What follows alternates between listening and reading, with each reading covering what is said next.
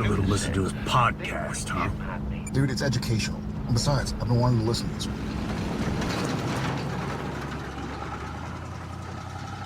Welcome to Idling in the Impala, a podcast by and for lovers of supernatural and the fanfiction it inspires. I'm Kasey. I'm Sandra, and we are thrilled to chat with a Wincest author who has run away with our collective hearts. Known as Runaway3amer, this former live journal fic poster bestowed AO3 users with the gift of her fics in 2022. Then in 2023, she completed the legitimate epic that is the Sandman verse. Dreamer is an amazing author who can provide details and nuances in every single ounce of angst and pining and fluff and smut when it comes to Sam and Dean. We can't wait to gently take this author to task on her work. So a huge thank you for joining us on the podcast, Dreamer. Yay! That is very life validating, that intro. Aw, I think everyone needs one of those in their life. Good. It's a one fucking job. She's good at it. She's good at it. That's her one fucking job. She is. Okay. Now Kasey's here to apologize. That's That's my job. I'm used to that. Fuck things up and apologize. So just before we get into this, I need to put in a disclaimer that the episode that you listeners are about to listen to has actually been recorded over 3 different sessions now, because life kept fucking happening at us. And we were like, we'll get together and record. And then this happened. We'll get together and record. And then that happened. So at time of recording now, this is the 3rd one. But by the time you listen, it will all have been smushed together to achieve a cohesive single interview. The only problem with that is, over the course of these 3 interviews, which took place over the course of the back end of 2023 and now the start of 2024, is that I went through a name change. And the clips that we put together are probably not going to be in order. So you are going to hear Sandra and Dreamer call me Carly. You're going to hear Sandra and Dreamer call me Kasey. And you're going to hear Sandra and Carly call me Kasey. So I just need this out there that nobody's fucking up my name on purpose. It's not anything weird or transphobic. This has just been recorded over a few sessions, and I was just rude and annoying enough to decide to change my name in the middle of that. No. So, if you wanna, you can figure out when each section was recorded based on what people call me. That could be a fun little task for you guys. But also, nobody is a transphobic asshole, is my point. Nobody's deliberately dead naming me or wrong naming me on purpose. Life happened as, okay? So, disclaimer over. Welcome, Dreamer. Yay! Hi. Woo! When did you get into Supernatural? Yeah, right at the start. I was trying to look it up and see if it aired in Australia at the same time as the US. I think it did. It was at least in 2005. Okay. And yeah, I was sitting there on my couch on premiere night waiting for it to come onto TV, and I actually managed to watch I don't know how much at the start I managed to catch, but I did my best to be sitting there when it came on, live TV every week. Okay. Back in the old days.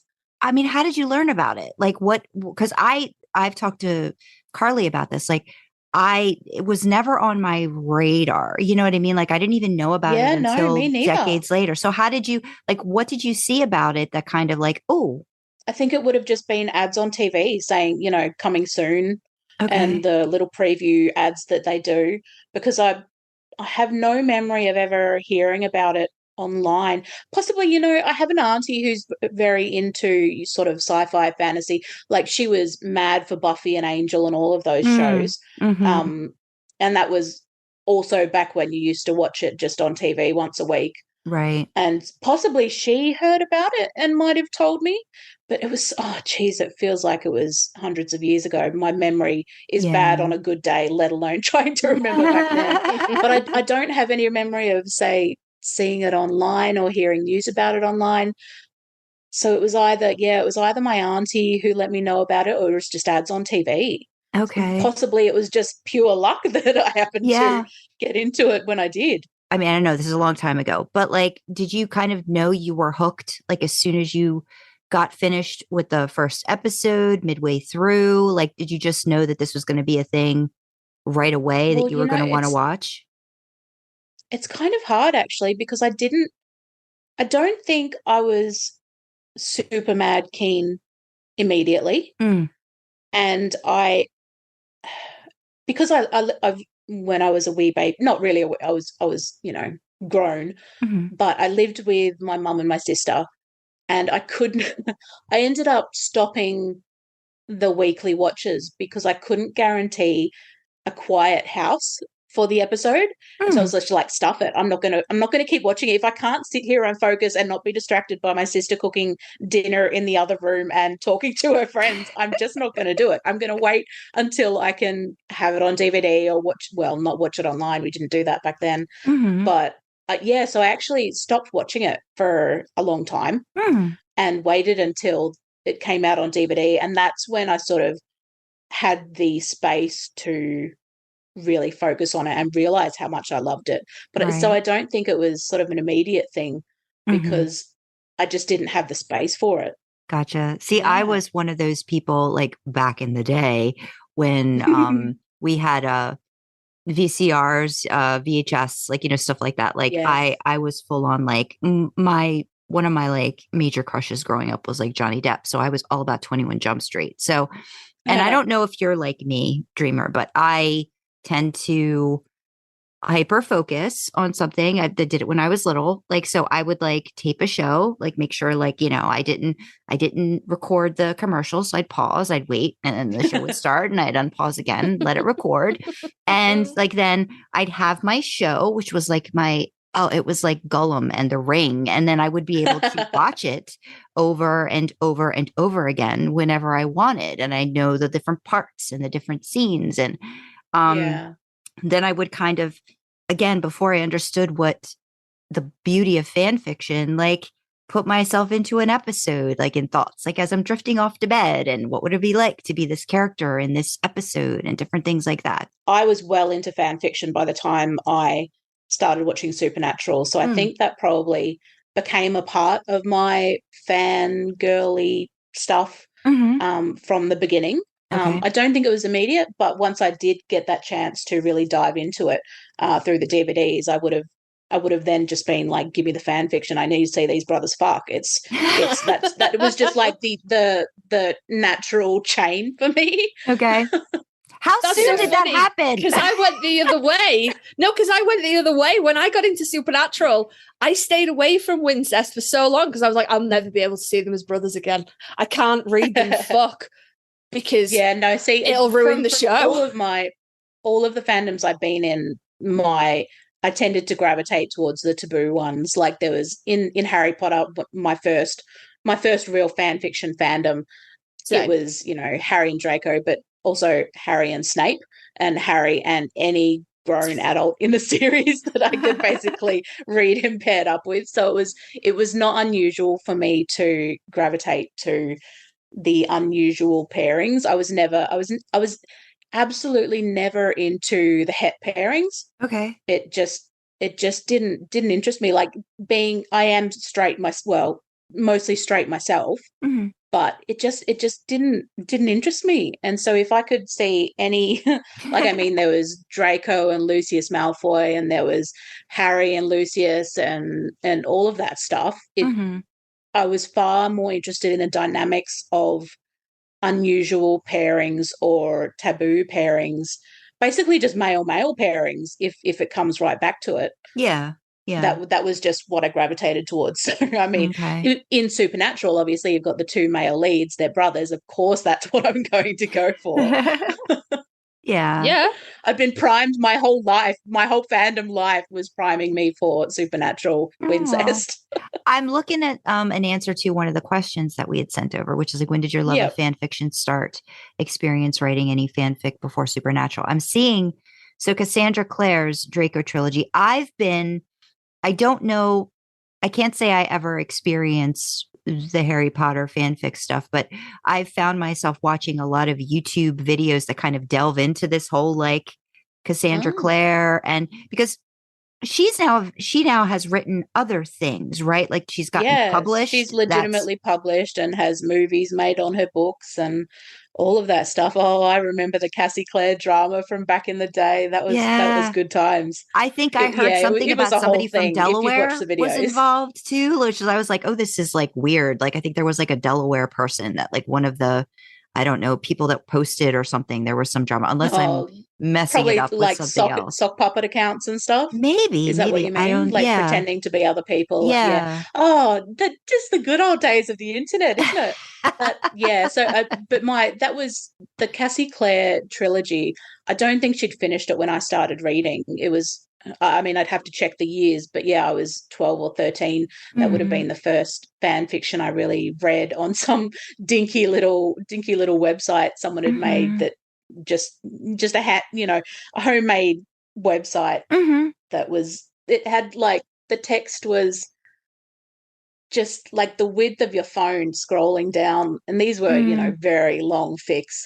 And so sorry, I'm going into a mental visual of myself sitting at my computer at that age, back on dial-up, and when the internet, if it was idle for long enough, it would disconnect. And so then I'd have like, when I clicked for the next chapter, I would then have to reconnect to the internet. And if mum was on the phone, or if my time ran out, God forbid, I had to switch out with my sister every 2 hours, and I'd run out of time and I couldn't continue the story. Oh, devastating. But I do have those memories. They're very fond memories. But it was, I was quite young for what I was getting into.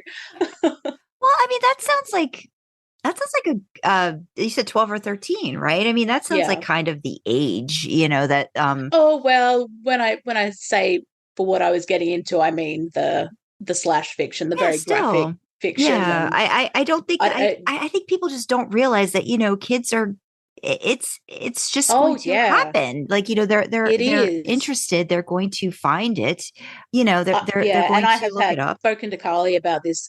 We've had these discussions, and it's like even at that age, your brain is going mad for sex stuff, because that's just what happens when you hit those ages. Yeah. And when you're very introverted, you find other ways of expressing that. Yes. And so I think I just have a really, really naturally high brain sex drive. Not so much like I want to go out and have sex with every person I meet on the street, but at home, I just want to read about it constantly. And I don't think that's as weird as it sounds. Like, I think there are a lot of people out there, and it can start when you're young, or it's something you discover later, but that's just always been how my brain is. And I would never, to be honest, the idea of people that young engaging with my writing freaks me out, because they're kids, to me now, they're kids. But it's, I suppose in some ways it's a slightly safer way of exploring that aspect for them. But I can't hear about it. Like, I remember recently I saw someone comment on someone's fan fiction, and they mentioned that they were underage, and they were having, they didn't mention they were underage until they exchanged a few comments, like slightly, more than slightly suggestive comments with the author. And my stomach just dropped. Like, if I had been that author, I would have died, and I would have deleted the thread, and I would never have spoken to them again. They were very kind to this person, while trying to maintain a boundary, but no. I'm glad that I wasn't a commenter back when I was that age. Knowing that how the awkward position it would have put so many authors in. Like, if kids want to read that stuff, great, but don't tell me about it. Just let me live my life of denial. Yep. Just if you're doing that, that's cool. I was doing that at your age as well, but I don't want to know about it, friend. Exactly. I'm going to be a big hypocrite. Just don't tell me.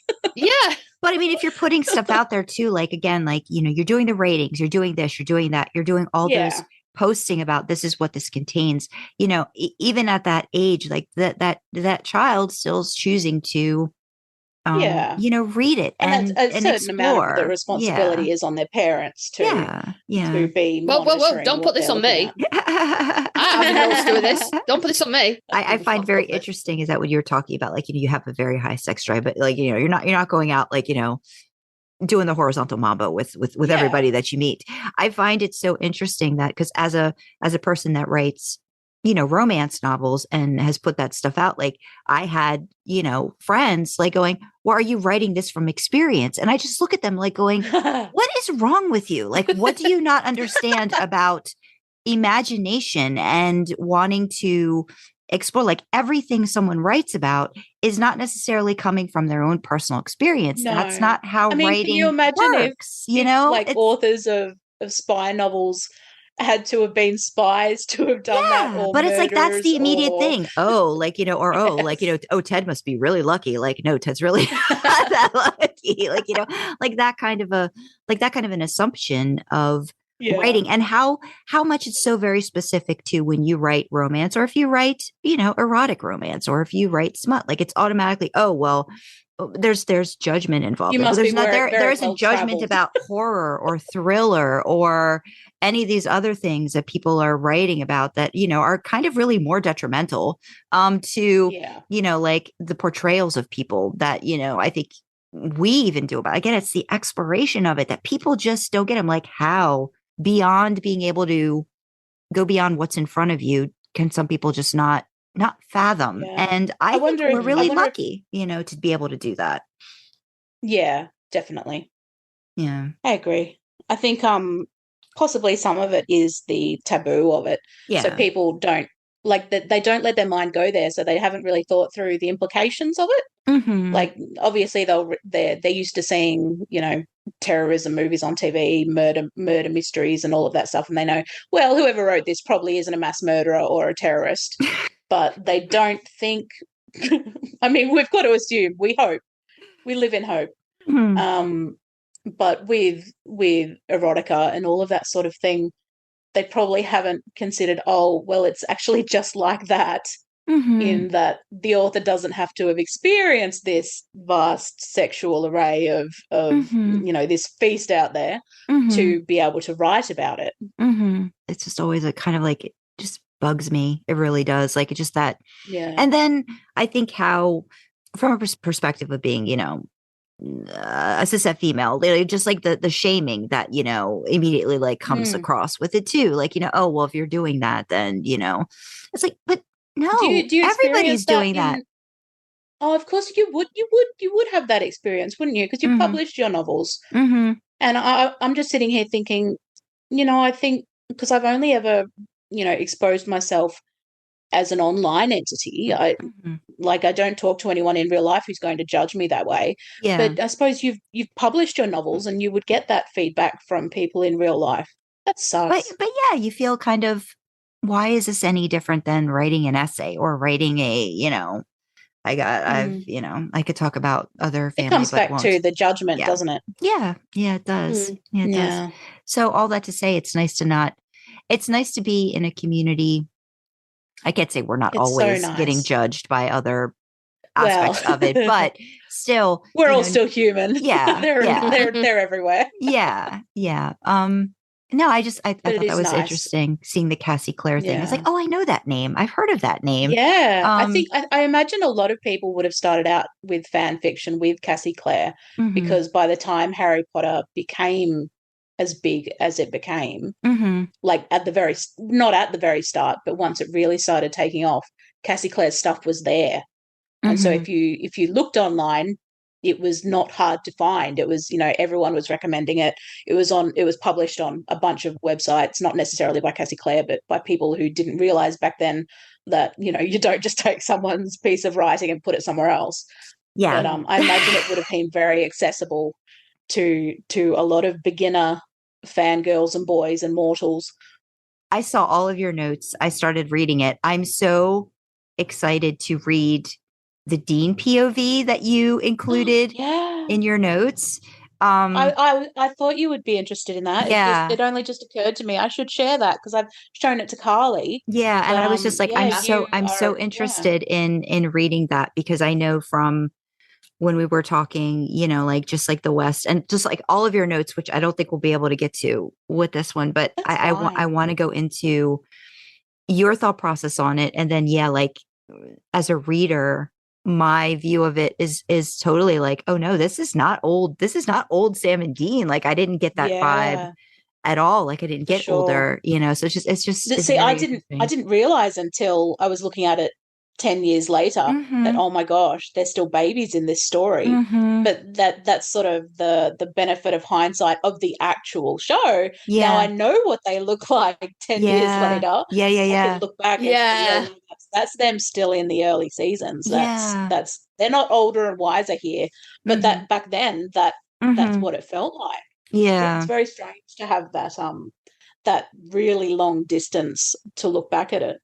It's like when you watch a movie, right? Like, and you get, I think, depending on like certain movies, you'll watch again, you get something different out of it depending on. Oh yeah. Yeah. Like even like where you're at in your lifetime. So you're focusing on different things and catching different things and things like that. So it's even looking back at something you've written, I feel like you'll get something different out of it too, or see it differently. And it's great that, I even have these emails and being able to look back at comments on LiveJournal when it was originally posted. Because like I've said, my memory is just a Swiss cheese crap hole. It's useless.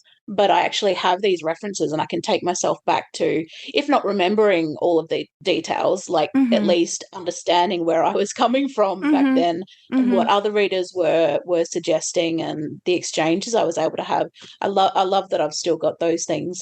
My goal is to have the final part of West recorded and narrated, ready to go for whenever we get like an episode that we can post, because I'm in like That's so amazing. An hour into Unless I Can't Resist, and they're just like Dean's just getting ready to explore Sam a little bit in the bed, and I was like, okay, get dainty on me now. I think I have to stop. So it's about an hour in. Yeah, no, I have to see this. This is when the dainty starts to come out, because it's like if I'm not actually like reading, narrating it, it's kind of like when Carly told me I should read this, and like I said, it's so weird because like listening to myself talk about fanfic, like I really didn't read. I just didn't read a lot of Wincest. Like I'd read some Destiel and I'd read some Dean with like an original male character or whatever, but I hadn't really read any Wincest like before, like heavily stuff. So reading it from Sam's POV, and I know you've heard me say it, I immediately just got it, and it was like, okay, I felt all of that longing for him and his uncertainty. And I think it was brilliant not going back and forth with POVs, because I think not knowing exactly, even though you can spot it, even if Sam doesn't spot it. I think it was great to just not give the reader the chance to go into Dean's head, to see his angst on the other side of it, to see it was just as bad, if not maybe worse, or whatever. But like they both had the same pining and everything going on. It was really great. It was really great. I'm glad. Yeah. And like I said, the Sandman one. Have you finished it yet? I did. I finished it. The whole thing, all crumbling and everything? The whole thing. Oh, I finished all of it. I loved how you kind of brought it all back. It became very romantic again at the very end, and I was just like, oh, it was just how I write. I can't help myself. Schmoop is just but it was lovely. It was lovely. I like nice. Yeah, no, you're so very detailed in micro too that I need to discuss that too, like like how that for sure happens, because that is not a I'll tell you how it happens. Just for the record. I will tell you how it happens. She just don't stop. I don't stop. I try and I can't. So do you start like I'm just curious, and I know we won't have time to go into it too much, but do you start with like do you write a scene And then do you go back and write more in that scene? And then do you go back and might like how is it a few passes in the scene? No. Well, okay. I mean, it can happen. Sometimes I'll write a scene and I'm happy with it as it is, but sometimes I will then go back later and if I feel like it needs fleshing out, as if anything I write needs fleshing out. But yeah, no, I think just like any author, you know, you might see a deficit of something in a scene, or I mean, it does occasionally happen that I remove things from a scene if I feel it's unnecessary. Okay. But no, I don't force myself to add detail. It just I just happens. didn't know if like in terms of the writing style, because I know like for me, like I sort of have this thing where I think I give it like 3 goes. Like I'll give it like I write it, you know, then I go at it again, and then I go at it maybe one more time, and then I'm kind of like, okay, and then I'll like remember. And then after I've posted, shit, why didn't I think of that to put in there or that to do otherwise? So see, that's another trouble with posting unfinished works. Yeah. So that's my thing too, is that, you know, like the amount of control, you know, to wait until it's done. Cause I feel I've always stated in my mind, I feel like anything I post that's fan fiction is never a final draft. It just never is, because I know I could always want to go back and probably like add something or change something. But I kind of don't do that with my fan fiction. It's like, then when it's out, it's out. And if it's there, it's there. I was about to ask, are you a tweaker as well? I am. Carly says that, you know, I should just post it and be done with it. But I cannot help myself. But when I read my own stuff again, I tweak, I edit, I don't change the story. I never change the story, but my word choices, I just can't help myself. Yeah. No, I understand. So I understand that, but I don't tend to do that with at least not with my fan fiction. No, I don't. Fair enough. I would think it would be easier to do it with the fan fiction than the like professionally published stuff. Yeah. I guess I just have this mindset too, though. Well, if I missed it, you know, it'll just be in my head kind of a situation, even with the writing, you know, even like with published writing, it's like, well, yeah, I think that's kind of how I approach it Fair too. Enough. Yeah. I always thought I was a plotter, but I realized I'm not. I think I'm a mixture of like a plotter and a pantser, at least when it comes to fan fiction, you know, where you kind of just a pantser. Yeah. So like somebody who just kind of like flies by the seat of their pants and just lets happen. Me. Me. No, you're not like that anymore though. No, so that's very true. I think it's a combo. I think I like to plot and pants. I think with I do. fan yeah, fiction, I'm the same. You know, yeah. I a lot of my stuff comes into existence just as I'm writing. Like the next paragraph comes into existence as I'm finishing the last one. Yeah. But I do sort of ground myself with prominent scenes. Like I know that this scene's going to happen, and I know down the track there's going to be another specific scene. It's like an anchor. Got to fill in between. Like an anchor scene. Yeah. So some of it just is improvised, sort of just happens as I'm writing. But I do need those grounding scenes, the anchoring scenes, to know how I'm going to get between them and to get to the end. I would coming up with an ending can be the tricky one, because I know that there are all these fun little scenes I want to get to in the story, but then, you know, you've got to tie it together. You've got to actually finish it. Otherwise you're just writing random scenes for no particular reason. Yeah. It's actually creating the story that can be the tricky part for me. Glad you feel like it's sort of tied back to wrapping up an arc that, to be honest, I never planned, but it did sort of find its way to that, which was a nice little way to close the circuit, I suppose. Yeah, I love it when that happens. So I think it's great. Yeah. You know, I love how Sandman ends. You know, I'm just like, this is just nice. It's like it. There was a quote I was thinking of when we were talking about whether you go back to your works and stuff, and I had to Google who it was because I knew the quote but not who the person was. And it's Leonardo da Vinci says, art is never finished, only abandoned. And that's that's how I view my stuff. So I know that like some people like to like our friend Dandelion Dreaming D, she was, when she was writing, a prolific tweaker. Like every couple of days, she'd be like, I've redone this and I've made this with like not just a finished work, like a finished series. She must have rewrote like the first chapter of the Rookie series so many times because she just wasn't happy. Whereas I'm just kind of like, it's done. Once it's up, once I'm finished with it and it's grammared, like even before me and you started working together, once I've run it through Grammarly and the commas are approximately in the right place, and I'm done with it. That's it now. I'm not, unless it's a really glaring spelling error or something, it's finished. Don't you go back to your story, either of you? Don't you go back to them just to enjoy them? I do that a lot. Yeah. And so what I'll do is like, and then I can't if help I find a little something. See, the thing is though, I do them on my Kindle. So if I find it, I just like highlight it and make the notes to myself and go, eventually I might go back and make a couple of changes, but usually it's like, but yeah, I does it sound awful, but like there's certain stories that I love to read that I wrote. Like, no, it's not awful because you wrote it because you wanted to see it. Right? I don't get. I can't fathom an author who doesn't want to reread their own stuff. Read their own stuff. Yeah. Bizarre to me. I used to go back to Junkies, the early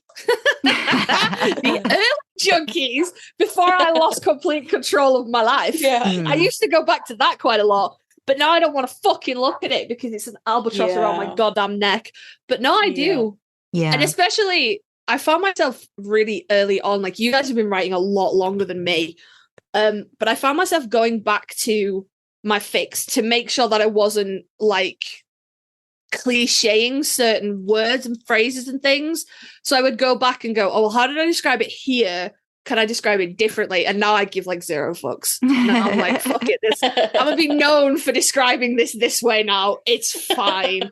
Yeah, but I think we all have those word choices. Or I plagiarize myself a lot. I realize, like I'm like, did I state this somewhere before in a certain way? And I mean, I was literally just reading West because Carly said that was my homework. Yes, and I you can't help. There are so many things. Just tiny moments that I see. Oh, I wrote that in preset. I wrote that in Sandman. But I mean, that's because you like it, right? Yeah. It's a recurring theme of something you enjoy. So of course, it conjures a good image. Yeah. And also, there's only so many ways to write these things without getting there's like we've decided collectively that there are certain words that are acceptable as descriptors for certain things, and there are certain words that are unacceptable as descriptors, right? If you use the word member in your fic, I'm out. I said I don't like that. I don't like prick neither. No, right? A prick is an idiot dickhead person, right? It's not an actual penis.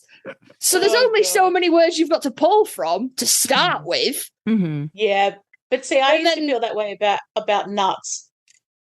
And I'm really attached. I'm really, really attached to that. And I've found myself writing it more. So I think it's something. I mean, there are so many words I use now that I would never have used when I started writing. I can't. What I'm trying to think of an example.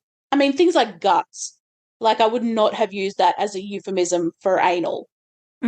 But now I'm just like that's the hottest word you can put in a story for me. It's so strange how your palette changes over time. There's so many examples like that. I wish I could think of more, but yeah, no, it's very strange that this is an area you can grow in. Yeah. You start out with like a set amount of appropriate words, and I mean, I'm still trying to find a third word to add to my pool of words to describe dicks, which is dick and cock and I've run out of words now. Shit. length, shaft. No, I don't like them. No. I think they have their place. They're not my favorites, but they have their place if you don't want to just keep repeating dick and cock all over the place. Yeah. I think there's a balance. I'm sure I will add to that pool, but you do start out with a very small pool of words that you find palatable, and then you're like, you just like nuts was never it's not it wasn't even a word I particularly liked in like real life, but it's one of those, it's visceral, but it's not like it is disgusting visceral, but it's a really powerful emotive word, and I'm like, nuts. This one. Yeah, it just it hits differently. Guts is the same. No, I get it. Yeah. No, and I mean, definitely depends on the context of certain words you can get away with, but yeah, it's I think too, just, I mean, you guys are dealing with two dicks, in random scenes, and I'm just like usually dealing with one. Or I'm three, like, how many? depending on the scene. I'm like, how many different ways can I state this? It's good though. It is good. I mean, maybe one day in the future. It's all good. Yeah. I will write a fic that doesn't feature anybody puking. I used to write nice things. Oh, I don't any fucking more though. I don't anymore. You were so innocent once. I used to write nice things. I used to write like nice free to insert things. Like, and I feel like you used to write nice things before we became friends, so I kind of feel a bit guilty, but also like go hard, mate. No. No. Oh, I mean, I have no. I really don't feel guilty. I'm sorry. I don't feel that bad. I don't feel like I should feel bad. No. But I don't. Yes, but how can you feel bad when I'm like absolutely knee deep in fucking carnage going, I'm having the best time. This is amazing. You're like when I was writing Balance, yourself. I was having a good time writing Balance. So yeah. You're welcome. Even that was over the line. Like, I don't even like puke upsets me. In real life, this upsets me. And then I keep just writing more and more of it into fic. And I'm like, I'm going to end up with a really fucking gross blowjob scene. Like, I can see it. I can see it down the horizon. This is. Oh my gosh. Oh, I'm sorry, Sandra. No, that's fine. I'll read it. Teeth. I'll read it. I'll read it. Yeah, no, you will read it. You're so lovely. I'll read it. Oh god. You sound like you're walking to the gallows. It's fine. I'll read it. You write whatever fucked up shit you want, and I guess I'll just read it.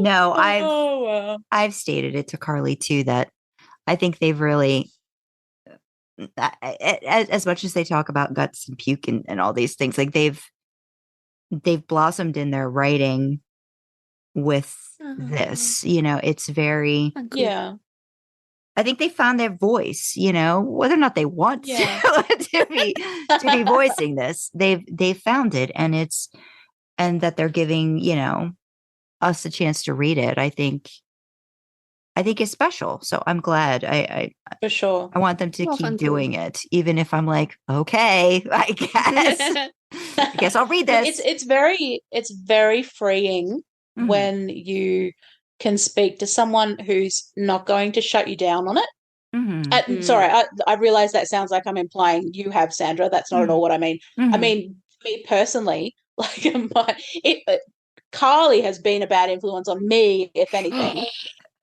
by encouraging me. It's a back and forth encouragement, but like when you can actually speak to someone who is not going to say, no, that doesn't do it for me. Right. But someone who will say, that may not do it for me, but you do you. Yeah. Like I have had online friendships with people in fandoms, even in the supernatural fandom, but I never really spoke about my own writing. I'm not sure why that was, but I used to very jealously hoard my writing, and I didn't show anyone anything until it was done. And the first person who got to see it was the beta. Yeah. But now, like, it really does something to your writing when you can bounce it off someone. And if they're like Carly, just absolutely encourage you to do your worst. But yeah, it's really freeing.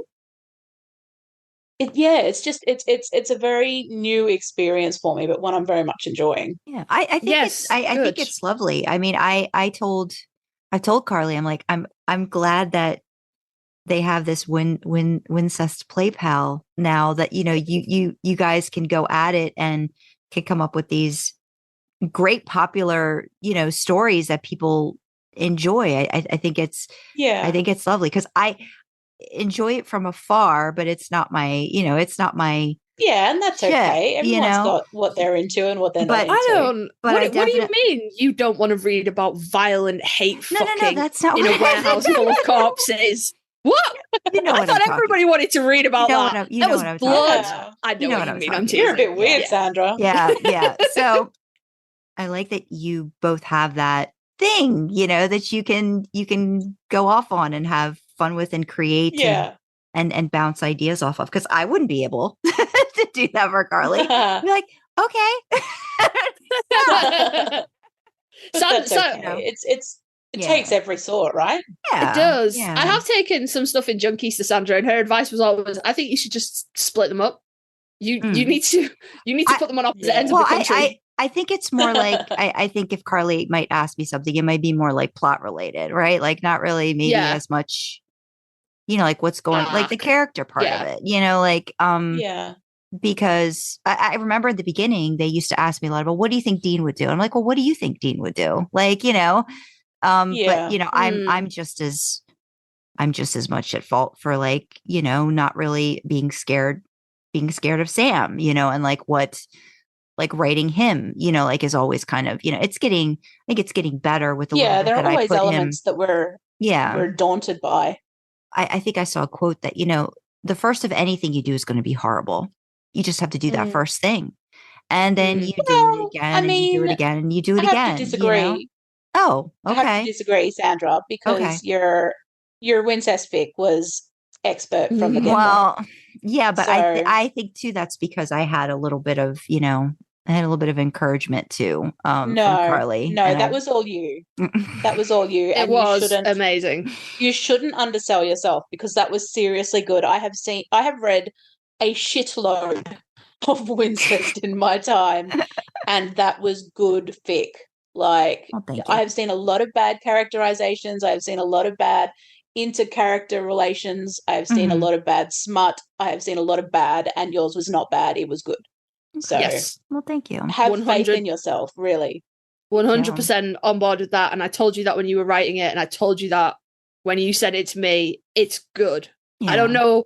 You need to disabuse yourself of the notion that you don't know Sam, because that was perfect. Well, it's like you were saying to me, Sandra, because we do admittedly lean towards Dean. We know the feeling of pining for him and angsting over him and being in Sam's position in that in the Wincest dynamic. So you've got him down. You've got him down. You don't need to doubt that. True, like challenge would be Dean POV. I think for Sam, you know what I mean, like doing it that way for me. Like I think that would be be a challenge. Not that not what I want to do. And I do it. We are here for you. I know. I know. I don't know. I was going to make a really sarcastic comment about how difficult it would be to be pining over a 6'4" Adonis of a man with beautiful hair. That would be fucking awful to write. God, do that. It's not that though. Like even like I don't know. It's something about inherently just Dean for me all the time. Like I can't get that. I can't shake that. Is most of your writing from reader POV? I've done Dean POV too. I actually like that. I but get not as much. No, I like it. It's just when I'm when I wrote it's like Some Sunny Day, like for a while it was just third person, but it was just like from the female's perspective, and then I finally switched to Dean. I was scared to do it, did it, and then I was like, oh, it's not as bad as you think. It's not as bad as you think. Yeah. I think my whole point was for Carly. Was that first time you might think, how did this end up on Sandra?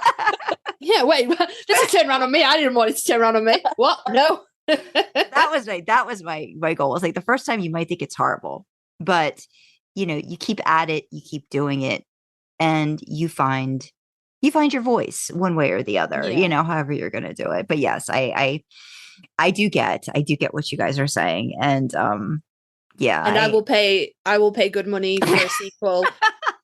And if you don't want to write a sequel featuring Sam and Dean, I will equally pay good money for a Dean original male character. from you. Could if- you just please write 2 dicks?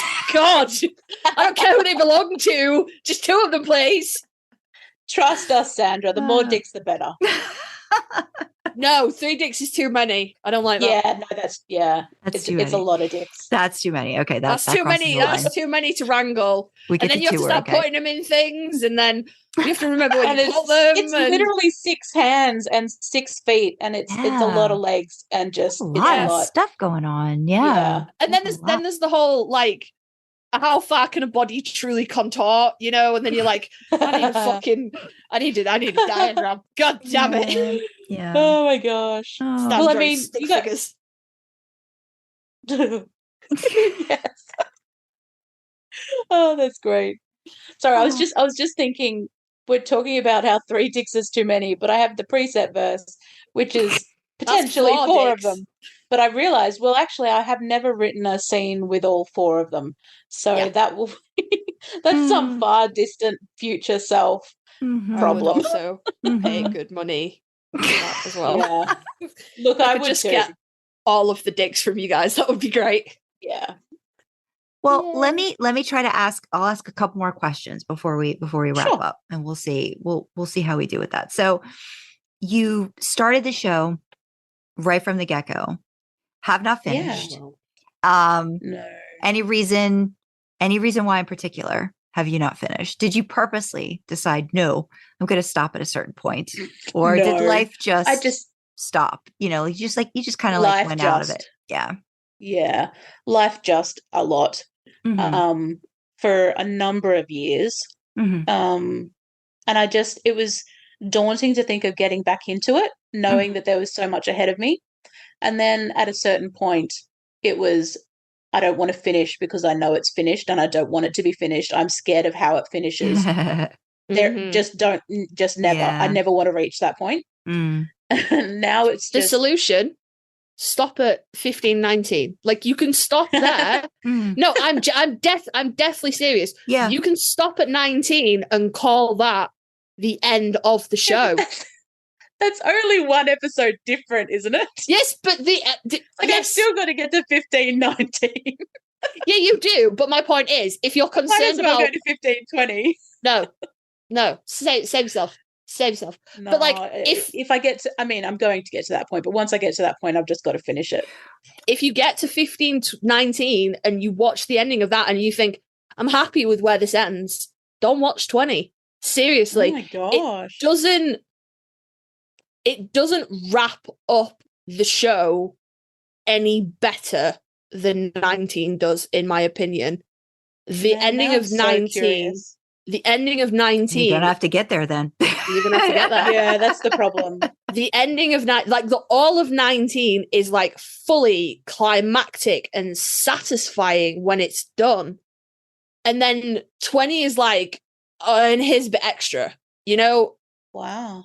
it could have gone without it, in my opinion. Interesting. I'm just really just so curious what you're going to think of it. I mean, honestly, Yeah, just me too. because. And look, I've been Yeah. spoiled for so many things. I know Mhm.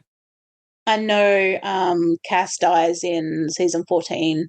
And don't correct me if I get anything wrong, because I try really hard not to think about the things I've been spoiled by, Right. because then I sort of lead myself onto how did this happen? How did that Right. happen? Mhm. So these are just the impressions I've got. Mhm. I was spoiled for Jack more recently. That wasn't As me, in, was it? No.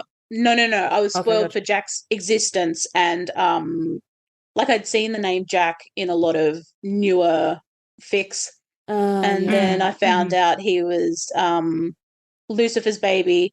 That was more recent. Mhm. That's right. Before that, I was spoiled for him being Nephilim, and so yeah, I've been spoiled for Cass. I know Dean dies first. See, it's so hard to say it because it confirms it in my own head. Mm. And I know there's a baby, which I think is Castiel's. But yeah, no, I've been spoiled for a lot of things just because I've never stopped reading fan fiction, despite being, 10 seasons behind, whatever it was. Mhm.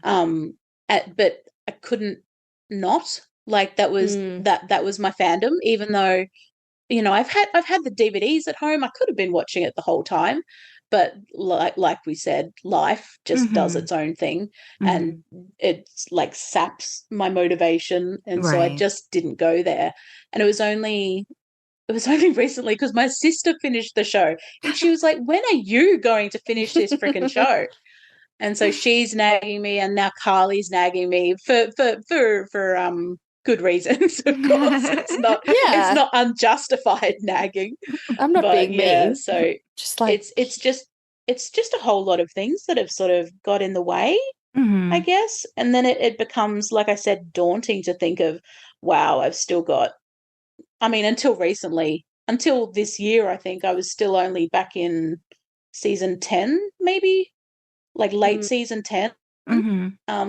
And so by comparison, I have jetted through the last couple of seasons. Yeah. But it was just thinking of taking the time to sit down and watch so many episodes. No matter how much I might love them, it's still energy output to focus. Because Carly's told me more than once that they watch the show just in the background, like they can just be doing whatever and watching the show.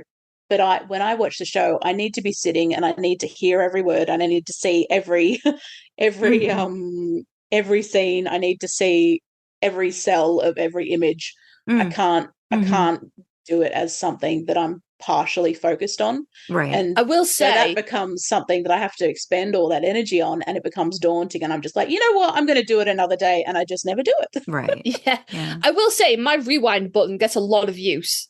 Because I'll just be like knitting or cross stitching or like colouring in on my iPad or something, and Supernatural's on, and like I'm paying attention to it. I've got like headphones in, and I'm flicking between, and then I'll get really absorbed in what I'm doing for something, and then I'm like, fuck, I'll have to rewind. So it's not a good method, but I can't.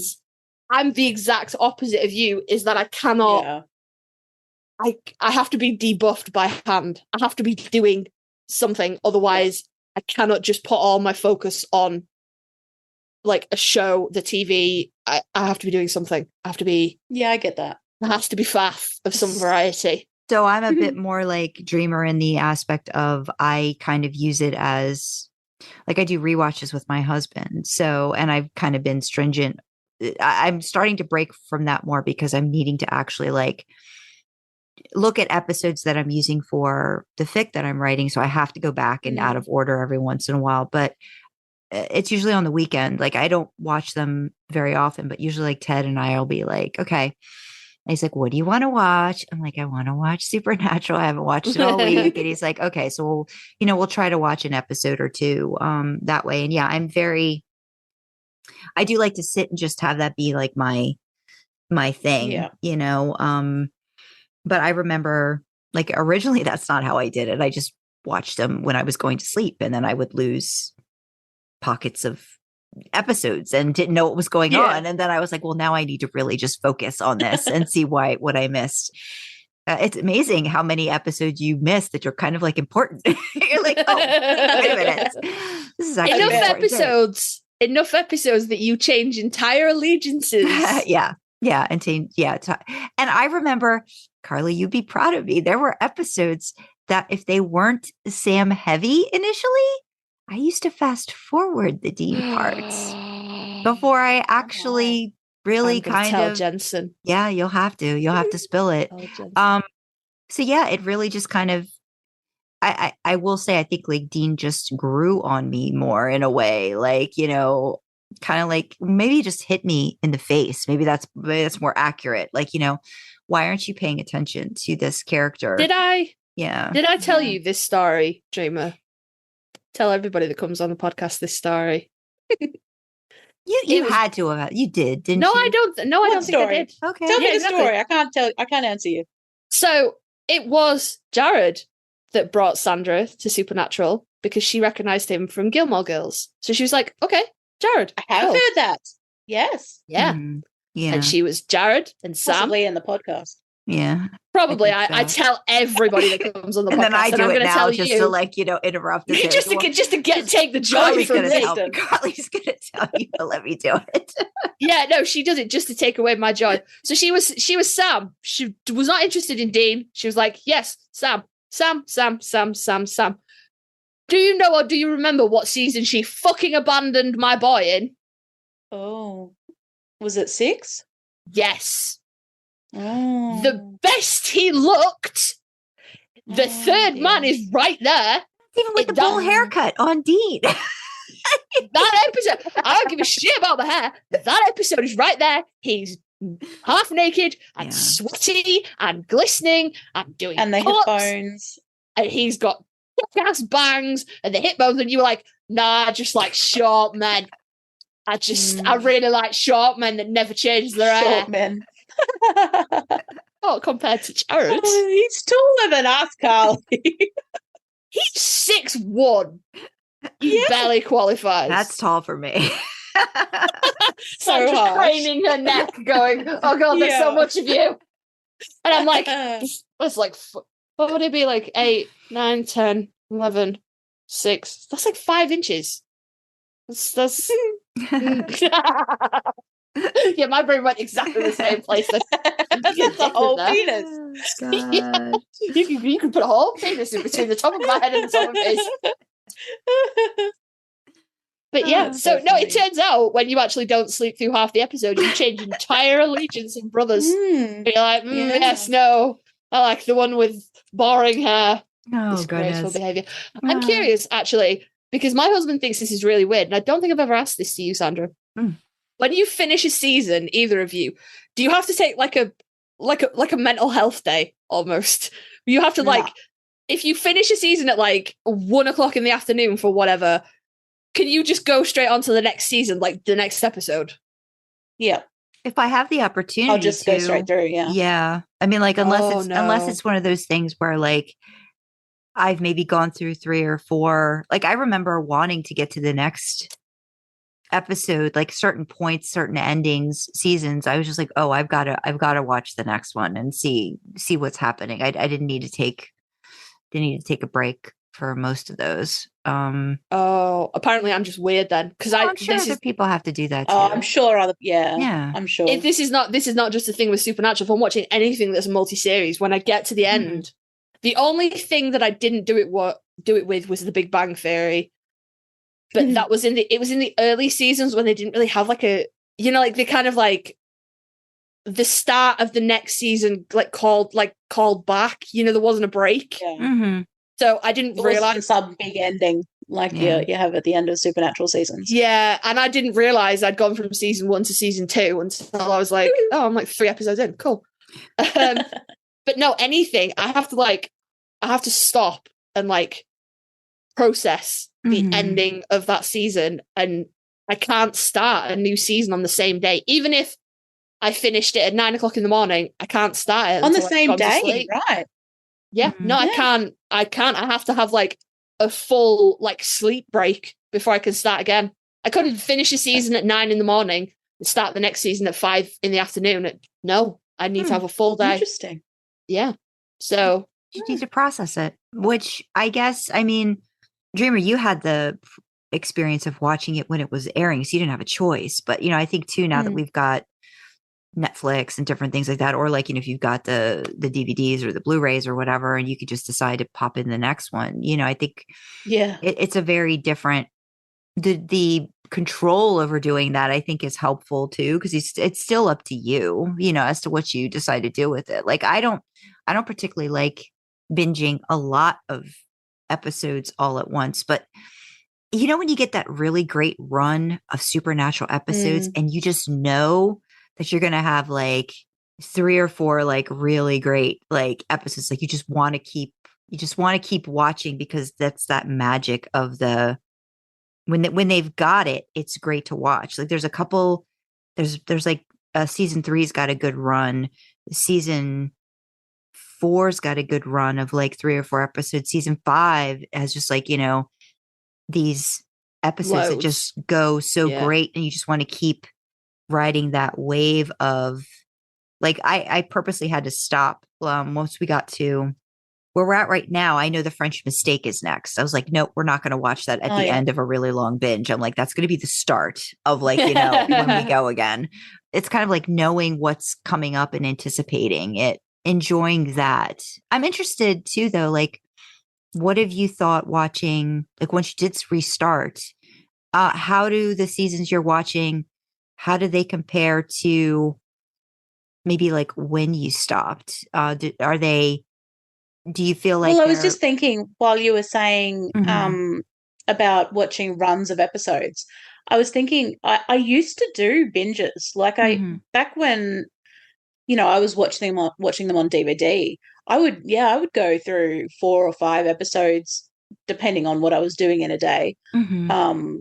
I could sit there and watch so many of them. But now, like, I'll struggle. I don't know if it's me being a different place in my life or if it's something different about the show. I'm really not sure. I think naturally towards the later seasons, the plot is heavier. So it makes it maybe a little more difficult to just sit there and sort of get in the zone and watch a bunch one after the other. Right. Or if it's, something fundamentally different about me or the show. But what's the most convoluted season that you've watched so far that had too many damn things going on in it? And you were like, and why is no. it season 6? I argue that between season 6 or season 7, though. Like, even though I kind of liked season 7, for me, season 7's got a thing. 7 was Leviathans, yeah? Yeah. Yeah, I'm not huge on the Leviathan plotline, but also I wasn't huge on the Campbell's plotline. I think, but that could just be because I don't need other characters. Right? I just need Sam and Dean. Why do they do that? We have less of this plot bullshit. Yeah. It's so pathetic. Oh my gosh. No, it's not. No, it's not, because it does make sense. Like, sometimes it's just too many and too much. Like, there are some different secondary characters that I absolutely love, but they're not in every episode. They're not there all the time. They pop in, they do their thing, and they're out. I loved Bobby, and I really liked Benny, and just But as for like busy seasons.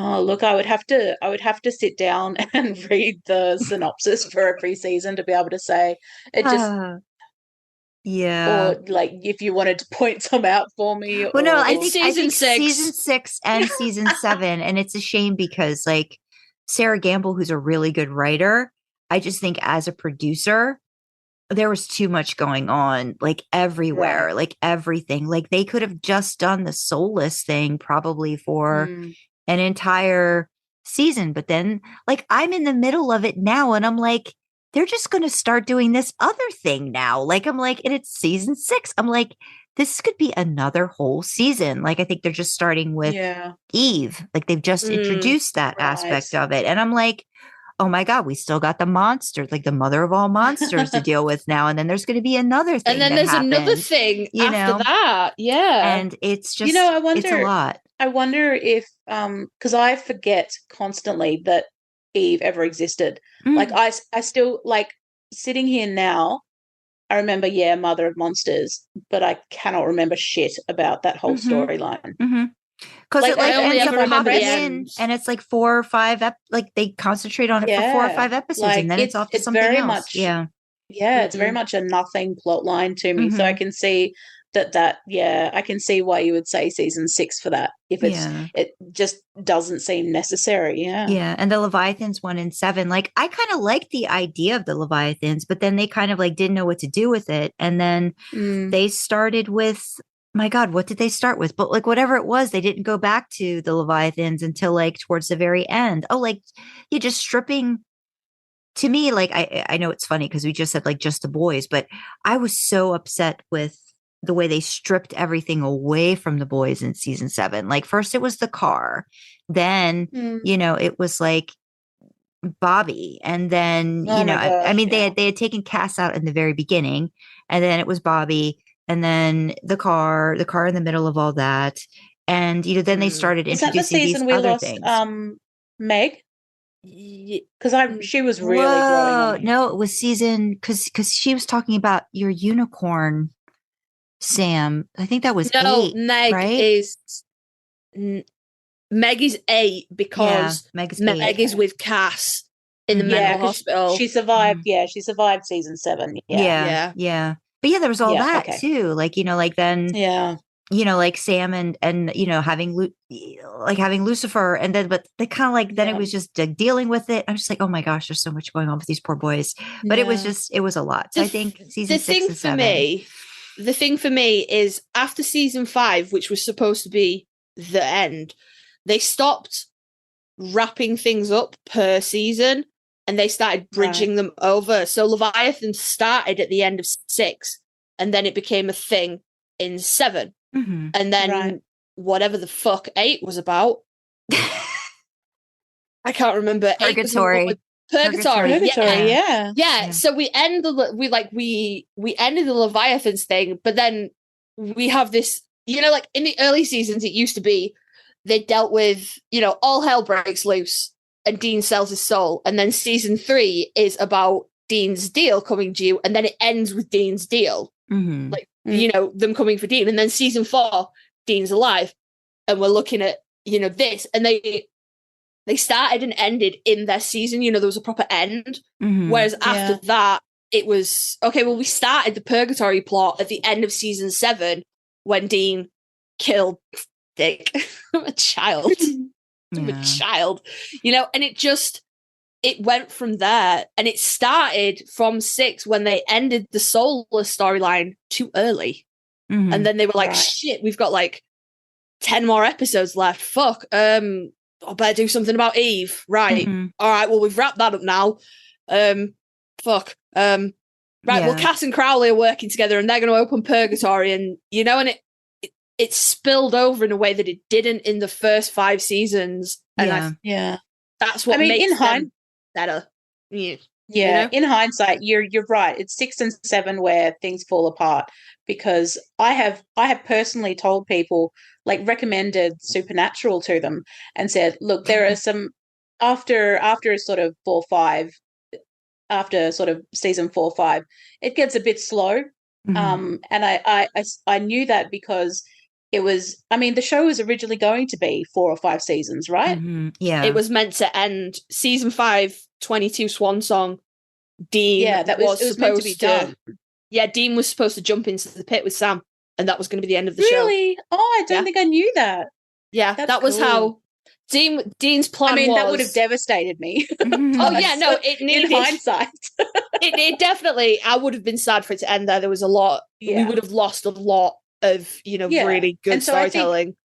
I think it's evident that the plan was never to go past season 5. Mm-hmm. Yeah. In the way that it sort of becomes a little jumbled and a little less focused. Yeah. And so, in hindsight, of course it's those seasons because I've told people before they're not the best seasons. Mm-hmm. Yeah. Mm-hmm. But then it's interesting that those 2 seasons are, just like almost like mini seasons. So you have the mini Soulless thing and then the mini Eve thing. And then, but then they got to Mark of Cain and they're like, fuck it, 1.5 seasons of this shit. All of it. Fuck it. Can we stretch it to 2? Maybe? No? All right, 1.5. All right, no, that seems fair. Yeah. And it's... Oh, I hate that storyline so much. I don't mind it that much. I don't mind the Mark of Cain stuff. I don't hate it like I hate some other storylines in the show. But the darkness. Don't get me started on the darkness. It just goes on for so long, and I'm like, I feel like we've established to everybody's satisfaction now that Dean is a berserker and he will just rip some shit up if you give him the chance. Can we move this along now? If they'd have spent more than 3 episodes on him as a demon, I might not feel that way, but Yeah, that was a lost opportunity. I was so mad about that. Demon Dean. Oh, no. That would have been... He's a demon. Give me 2 seasons of that. Well, no, actually, that probably would have been too long. But yeah, no, that give me more than 3 episodes, though. Yes, more than 3 episodes. But that was the formula that they, like you said, that was what they got into. Like they would wrap up whatever. It seemed like they would wrap up whatever they cliffhanged in like the first 2 or 3 episodes, and then they'd get into whatever else was going on. But they didn't really move on with Demon Dean. Kind of like brought it back a little bit, but not full hard like they probably could have, so that's It's like they swung too hard in the opposite direction after dragging out Mark of Cain. Then they were like, well, we better not do that again. So we get 3 episodes of Demon Dean. Yeah, maybe find a balance, guys. No, Mark of Cain went on after Demon Dean. He still had the Mark of Cain after he was cured. Yeah, of course, that's right. Yeah. But that wasn't... I probably could have forgiven Demon Dean being short because there was obviously massive incentive for Sam and Cass to cure him. I could have forgiven that if they hadn't turned around and done a very similar thing, which I'm not going to expand on now because I realise you're not there yet. If they hadn't basically pulled the same deal a second time. Oh, bugger. Of having something mimetic happen like that gets wrapped up real quick. Oh, bummer. I would. So whose fault is it? I mean, I assume it's a different writer or producer, or because I don't tend to pay attention to all that stuff. Like people say, the Kripke era, the Gamble era. Yeah, there was about 4. There's about 4 eras. So yeah, Kripke, Gamble, Carver, and then it was Dab towards the end. So Dab started the season you just started. He kind of like took over one of the producer jobs. So 12 to the end. I kind of like the Carver ones, even though they're a little messy too, but like in comparison to... Is that 6 and 7? No, that's Gamble, 6 and 7. So Carver's like 8 through 11. Gotcha. Yeah. So the thing is, they were all like writers or people that were like invested somewhat in the start of, Supernatural. I'd recognize the names from early on. Yeah. So I guess at the end of the day too, like, we're so lucky to have 15 seasons to gripe about, with the characters. Yeah, so true. That we've got all of this stuff to focus on, pay attention, and like, then what if to our, heart's content. That's the one thing I'm always... there was an article, if I ever find it again, I'll share it, but they're talking about Jensen in particular and his like Dean Winchester and having that character for that long. And similarly, like to what Jared did with Sam, but how you really get to grow and evolve. Like not a lot of actors can say that, that they've had 15 years with a character to grow with them and, and to develop them. Yeah. I saw this one thing that I kind of want to go back and look at because I've seen it before. It was on the season 1 DVD or Blu-ray, if you've got it. And it's the Paley Fest where they talk about it's the panel where it's like Jared, Jensen, Kripke, and a couple other producers, and I think director Kim Manners and stuff like that. And they have a clip where like they talk about Jensen going up to the director. It's the episode Shadow with Meg, first version Meg, right when they meet up with John again. And it's Sam and Dean in their hotel room, and they're talking about, wow, what if we actually get the thing that killed Mom? Then what do we do? And they were talking about how Jensen was very protective of Dean even back then, because he's like, I just don't think Dean would express all of this stuff that he would be talking to Sam about right now. And like having that conversation and seeing how much they, I think, wanted to protect their characters, like even back then. And how out of everybody, like Jensen's the ultimate Dean person, like in all of existence, because I think he wants to take care of that character in a way too, that I think we all do. And is so very protective of it. And he was just like, it takes a lot for a season one actor, not, who to just say, no, somebody's got to explain this to me. I don't understand, how I'm supposed to make this work for this character. It doesn't seem like something he would do. And that says a lot, about how much I think they loved the characters enough to want to keep doing it for as long as they did. And to do it right. But then finally putting that, like, what was that quote about art, Carly? Like, you got to kind of like finished. It's never finished. Abandoned. I think they were finally like, it's time, whether maybe we wanted it. Because I'm sure, who would have said no, really? To even if they'd been, they probably could have been god awful. And I think we still would have watched them, Oh yeah. It's time, let's We've already jumped the shark a few times. Yeah, quite a few times. Yeah. There's only cut our losses. There's only so much you can escalate, isn't there, really? Yeah. And by the later seasons, I feel think like that was the problem. It was getting ridiculous. Yeah, they just didn't know how to not know that we would be okay with just having probably a calmer season of just the boys together solving cases. There were shows that did that. And, way back when, I would have been okay with that. I would have been okay with a season like that where we didn't need an apocalypse every season. Yeah. Every other fucking season. Yeah, I would have loved season 8, season 9 to just be just them, exploring having a home base, having the bunker, show me domestic Winchesters. It doesn't. Please do. Please. Yeah. It doesn't always have to be, the world is on the edge of a knife. And if we don't do X, Y, and Z, and the villains keep getting bigger and badder and bigger and badder, and eventually you run out of big bads. You can only take it so far. Did you? I mean, by that stage, everyone who's watching the show is in love with Sam and Dean. We could stand to just have Sam and Dean for a while. Yeah. It doesn't have to be the end of the world again. We all would have had a nice time with that. Exactly. I did not listen to our 4-hour conversation yet. I do apologize because I have that. I have that somewhere. But I think I asked a couple of questions just to kind of I snuck in there, which was when you got into Supernatural. I think I remember. That's great though. I mean, it's only been a couple months, I think, since we last did it. So that was a practice. A couple months, a couple weeks. How long's it been? No, it's been October. It was October. Yes. Yeah. Wow. I mean, technically, you could stretch that. It's been a couple weeks. months. It's been a minute. Weeks. Yeah. Okay, and fair enough. Look at that. Look at how well you're doing. Look at where I've no, I lost that word. Look how far I've come. That's what I'm going for. Yeah. No, I'm still gonna blather and repeat myself, and that's fine. And forget words. I do it too. You don't know how much I listen to myself and go, how many times can you say yeah and and I do that as well. Yeah.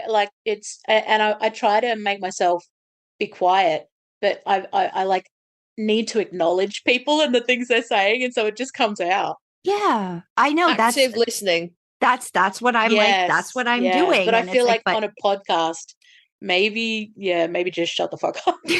It's fine. To myself, not you, Sandra. I've never listened to an app and thought, yeah, you should be quiet and let them speak. I just think that to myself regularly. I think Sandra has to edit out a lot of my I do a lot of those too. I do a lot of ums too. So yes, there are certain spots when you can take them out.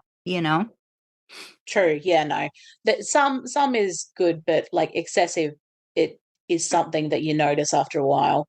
But they always say, or there have been studies or something, that people absorb information better during a speech or a lecture if there are those ums and ahs, as opposed to just perfect practice dialogue. Okay. Oh, really? So. Yeah, definitely. I feel I suppose the don't body be afraid to pause occasionally. Yeah, it does. Yeah. Well, I would like to try and see if we can get started with a couple questions. If you're good with that. Cool. Okay. All right. Good. Cool. No crying aloud now. You're in the Zoom meeting. No, I'm not. We're There's no crying in Zoom. Now. Okay, I haven't cried at all since we started, or even beforehand. So good. I can't promise that's going to last. That's okay. But maybe it might be good crying. Maybe it might be crying about something. You never know. Yeah, all emotional. It could be a good thing. Yeah. Happy tears. I was thinking back to, I think when I first heard about Dreamer. And I know I think it's been almost a year since that. Has it been a year? Yeah. It was our anniversary and we never even acknowledged it. Oh, look at that. Sorry about that. Stop We're just it. so busy just loving on each other that we don't need anniversaries. That's all it is. So when is Yeah. the anniversary, Carly?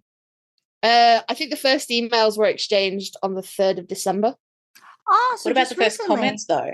Oh, I feel like I yeah, saw could those be a like in minute. October or like October of last year, maybe a little bit before that. Because I was looking, I think Shit, it's now I like have to go back. the West series and stuff like that. And I can't remember which one Carly had made comments on first, but like It I was did the like West a little series West first, series. yes. So I feel like that might have been September or October. I feel like, and Cute. Well, I know I that posted the first Sandman. Like I came back into fandom with Sandman in September. So it Okay. wouldn't have been earlier than that. But it depends on how long I was there with Sandman before I started reposting West series. okay.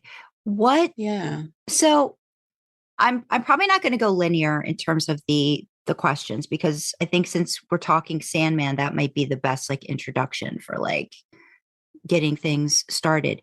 When you said you took a break, how long was the break between writing? Because I know you said they, at least for the West series, stuff had been posted on LiveJournal. When for Sandman, when did you start writing that? And then when did you start to post it? Like, was there how long of a? I'm assuming there was a big break between when you started writing it and when you posted it Well, onto AO3. no, there Oh, was not at all. oh There my was gosh. not. I started writing Sandman. I was having some real just a shit go at life, basically. Mhm. And none of my other hobbies were interesting to me. I was just sort of sitting around doing nothing. And then I think we'll probably get into it, what inspired Sandman, but that started in August. Oh, I can't remember when in August, but it was literally 2 or 3 weeks it took me to write Tell Him That His Lonesome Nights Are Over. Are you Okay, wait a fucking minute. kidding Wait me? a minute. 2 or I'm 3 not weeks? no, I'm not kidding. I wrote it down. Where is it? Wow. Let me just find. That's like There it is, here 70,000 Here words. we go. I It's think I fucking see. nuts. I'm not even kidding. Yeah, literally a couple of weeks. And then Warm Within, the sequel, was posted a couple of weeks after that. Mhm. I started writing in August, and I thought with the process of writing that, I thought the story was finished when I hit about 40,000 words. And then I don't know what happened, but Mhm. something must have come to me. And then I went back and was like, oh no, that's not finished. And then there was another 30,000 words that came out. But Mhm. still, this was within a week. Like the first part in a week, like the first half of that fic in a week, and then the second half in another week. I don't know. It was like I was possessed. I have never written that fast in my life. Hmm. And it just vomited out of me, basically. Fortunately, that's not how I usually write. Mhm. Usually it takes me a fucking long time, Mhm. but this, clearly there was something in my brain that had an idea and just went nuts with it. Okay. Wow. Yeah, Yeah. that's really impressive. I mean, I think I think maybe I just had the space in my brain because there was nothing else going on. Mhm. And I just wanted to be distracted so much Mhm. that it just happened. Yeah. Yeah, My that brain getting latched away on, I from think. the in real life kind of situation where you kind of just you Yeah, can escape and that escapism can, just kind of take over. So I'm assuming you didn't sleep for much. sure. No, I slept as much as I always do. Oh, no, actually, you're right. Actually, thinking back, I spent so many. Funnily enough, I write better when I'm tired. And so I would stay up way too late because I didn't want to let go of the role I was on. And so Mhm. I would stay up way past my bedtime and then just sleep a long time and then wake up and write for way too long and sleep even longer. So yeah, no, it as much as my sleeping pattern is often totally messed up, yeah, it had a bit of an impact on that as well. Maybe that's how I got it out so fast. I was awake 20 hours a day. Gosh. Seeing that. I mean, don't get me wrong. I can get my head down and bomb out a couple of thousand words when I really want to, but not to that level. Jesus. Yeah, I really can't explain it. I know some people do write like that all the time, and I'm just like, no, this was literally, I was possessed by the ghost of like a slash writer. It was, yeah, no, this is not normal. Like the movie Misery, except there wasn't Kathy Bates to come and be abusive. That's right. I've still got my ankles. I went and found our actual anniversary though. Yay, we missed that one as well. It was the 12th of November was the first time I commented on Run It All Over. I didn't think it was right away, but it was in those first few months. Yeah. And we exchanged comments back and forth and back and forth and back and forth until you got pissed off and went, "Do you mind if we just email?" And I was like, I didn't get pissed off. I didn't want to be one of those people who has, threads and threads and threads, and other commenters are like, "Oh, maybe I shouldn't interrupt." Yeah. And I figured, it's easier to send a whole bunch of emails than it is on AO3's commenting function, which is not super ideal. And anyway, I've proposed marriage more than once now, so we couldn't even pick an anniversary at this point. There's so many. Yeah. Every day's an anniversary with you, Kasey. Yeah. Well, she keeps coming up with these incredible ideas, and I'm like, Jesus Christ, marry me. Fucking hell, this is it. This is all I need. It's very ironic that you called it the Sandman verse, I will say. It is, the amount of sleep deprivation and then like dreaming, you like fever. Oh, yeah. It sounds like a fever dream. Yeah. Just like in a fever. Oh, look, no. And on that sort of subject, I have my best ideas and the most intrusive ideas for stories when I'm trying to sleep or literally when I wake up in the middle of the night. Like I've told Kasey half a dozen times when I've spent 3 or 4 hours not being able to sleep, not doing anything else, just lying in bed, not being able to sleep while the story writes itself in my head. And so, it is a little bit ironic that Sandman is what the name became. Oh gosh. Do you have something where you like, do you have like a tablet or something by the bed to just like jot stuff down, or like a notebook, or do you just open up your, me. Well, until I got this laptop, I was fully on my phone, but like 10 years ago, before I took my big fandom break, I would write. I had a desktop computer, but if I was in bed, I would just jot something down on my phone. But since then, my computer died, and then I took my 10-year break and came back and no longer had a computer.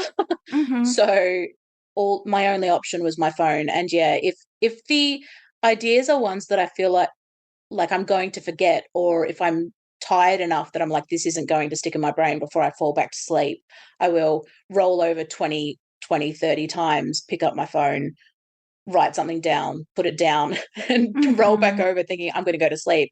And then I'll do that again and again until enough of the idea is on my phone that I'm comfortable either trying to get to sleep or actually going back to sleep.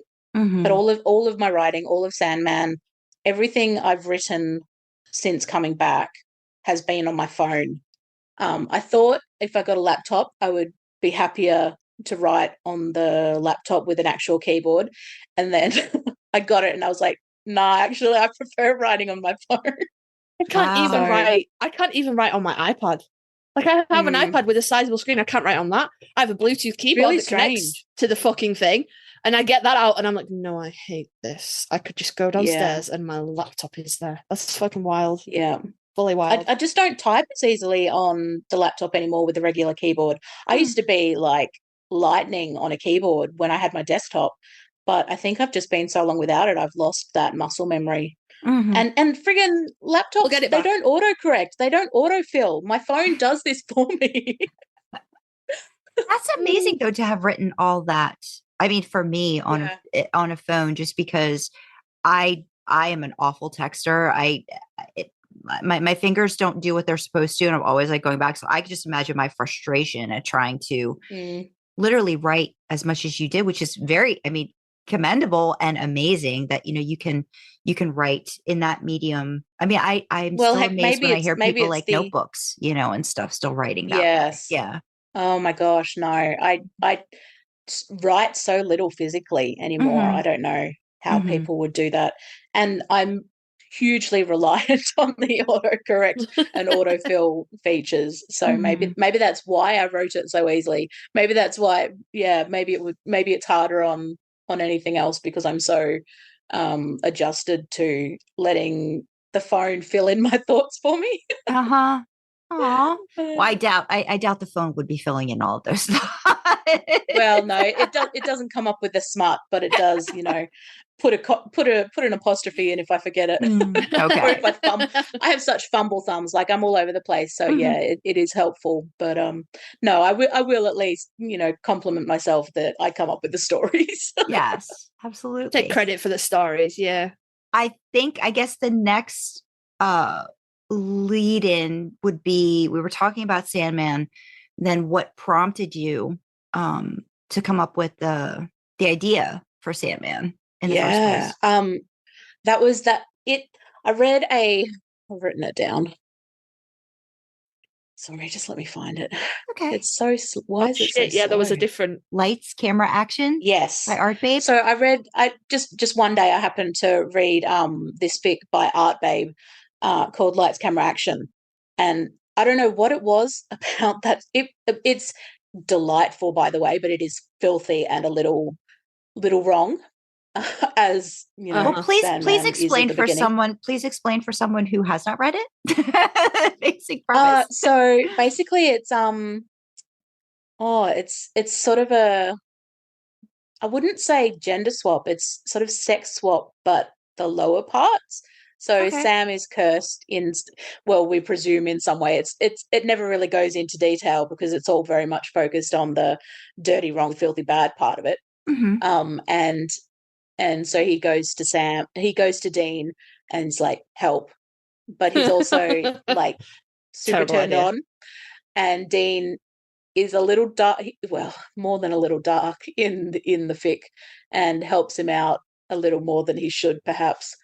And it was that fic just, what did I call it? It was like a fish hook in my brain and it would not let it go. And I think I'm immediately started writing, and then I think I was something like 15,000 words in when I thought, you know what, I should probably contact the author and ask if they're okay with me essentially ripping their entire premise and like molding it into my needs.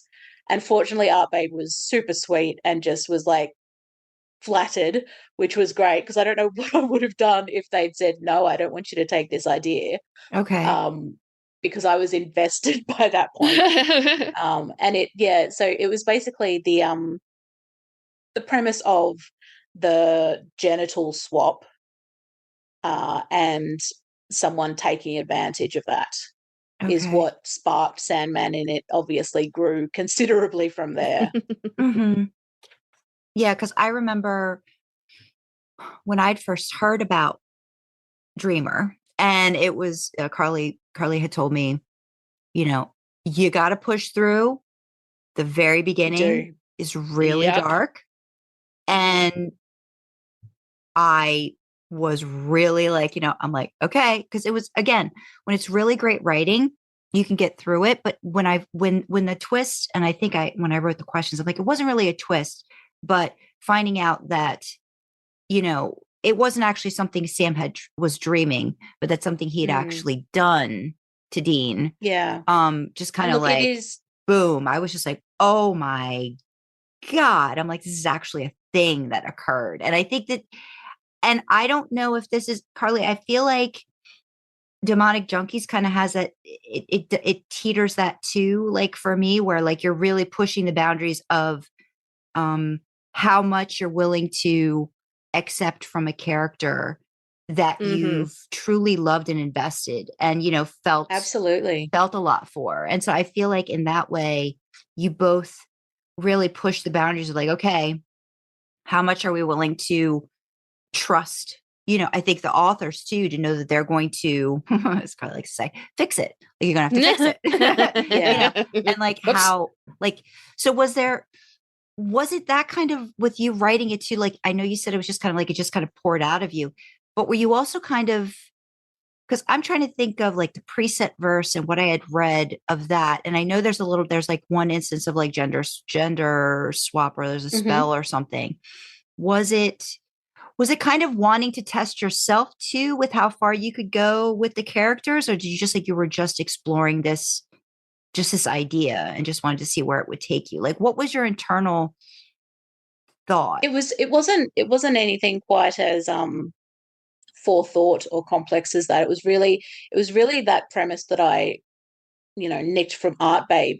And but the thing is, I can't write a sad ending, and I could only envision this happening between Sam and Dean in so many ways that I could give it a believably happy ending.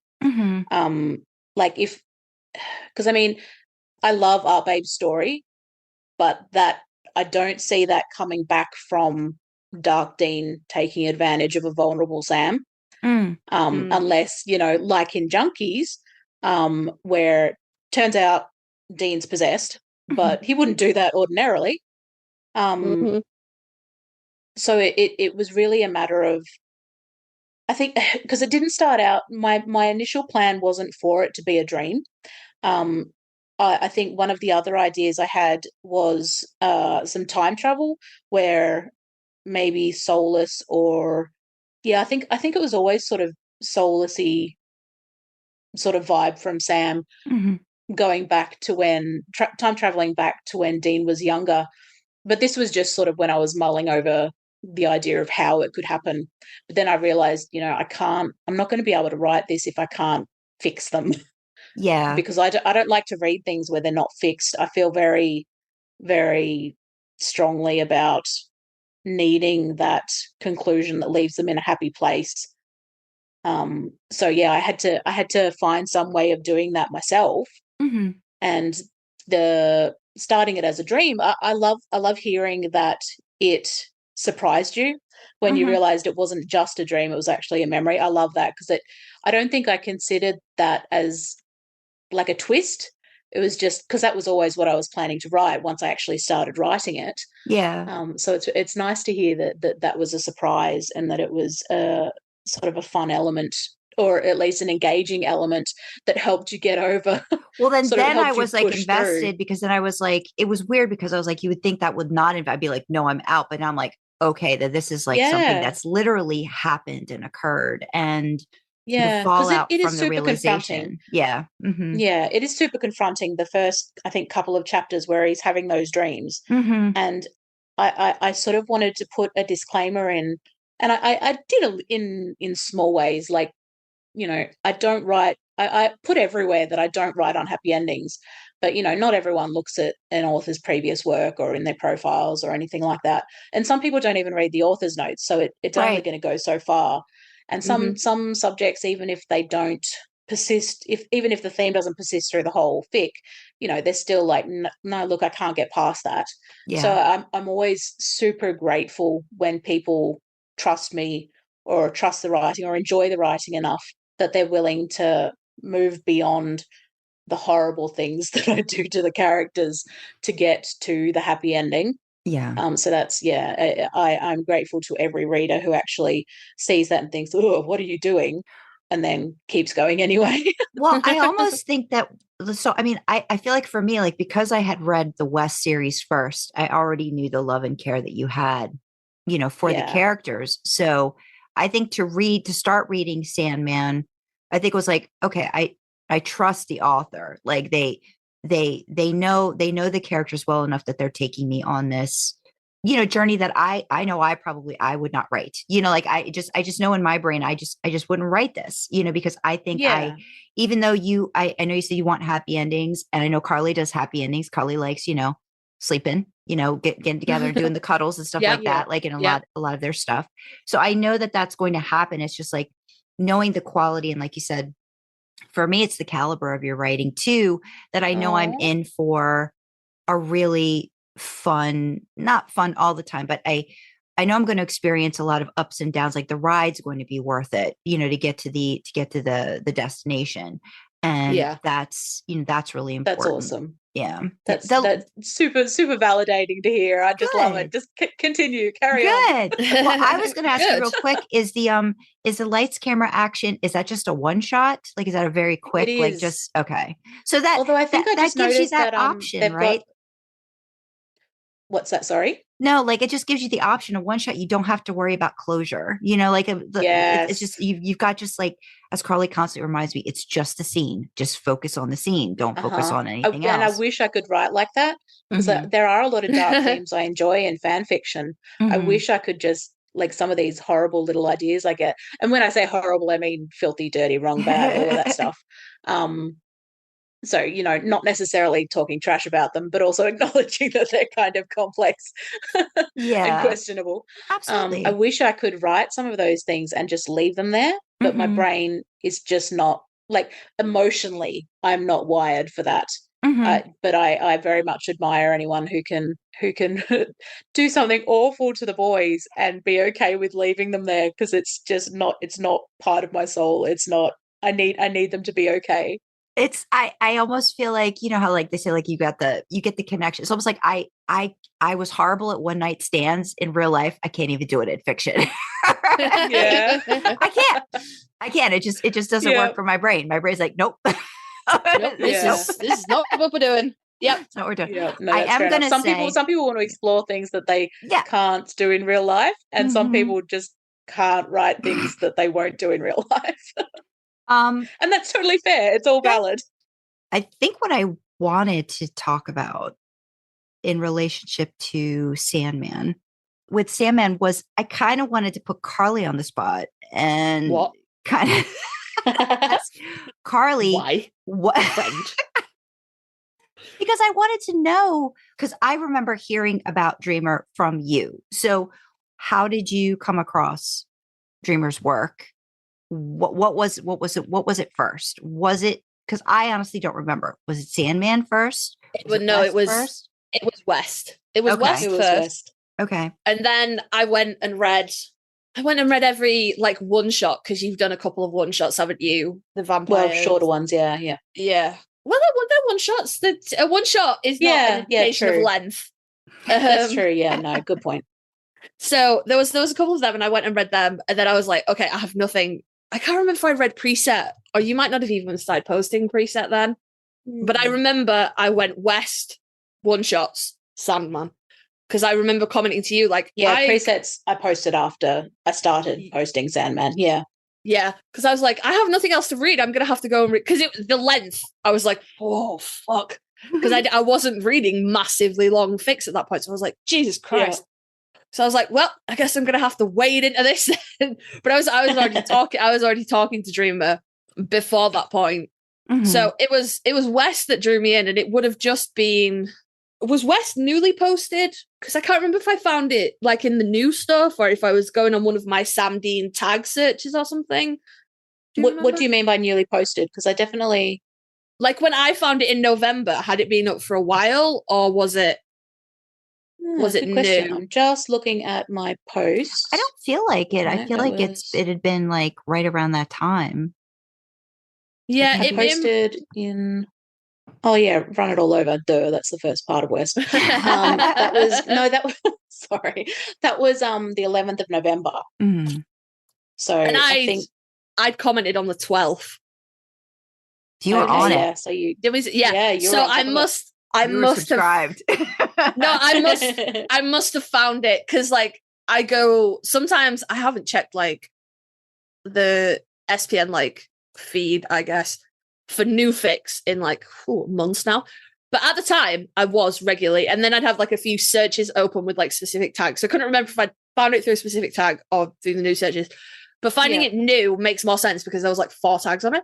And I was intrigued. Yes, yeah. I was intrigued because I was like, platonic brotherly hand jobs. All right.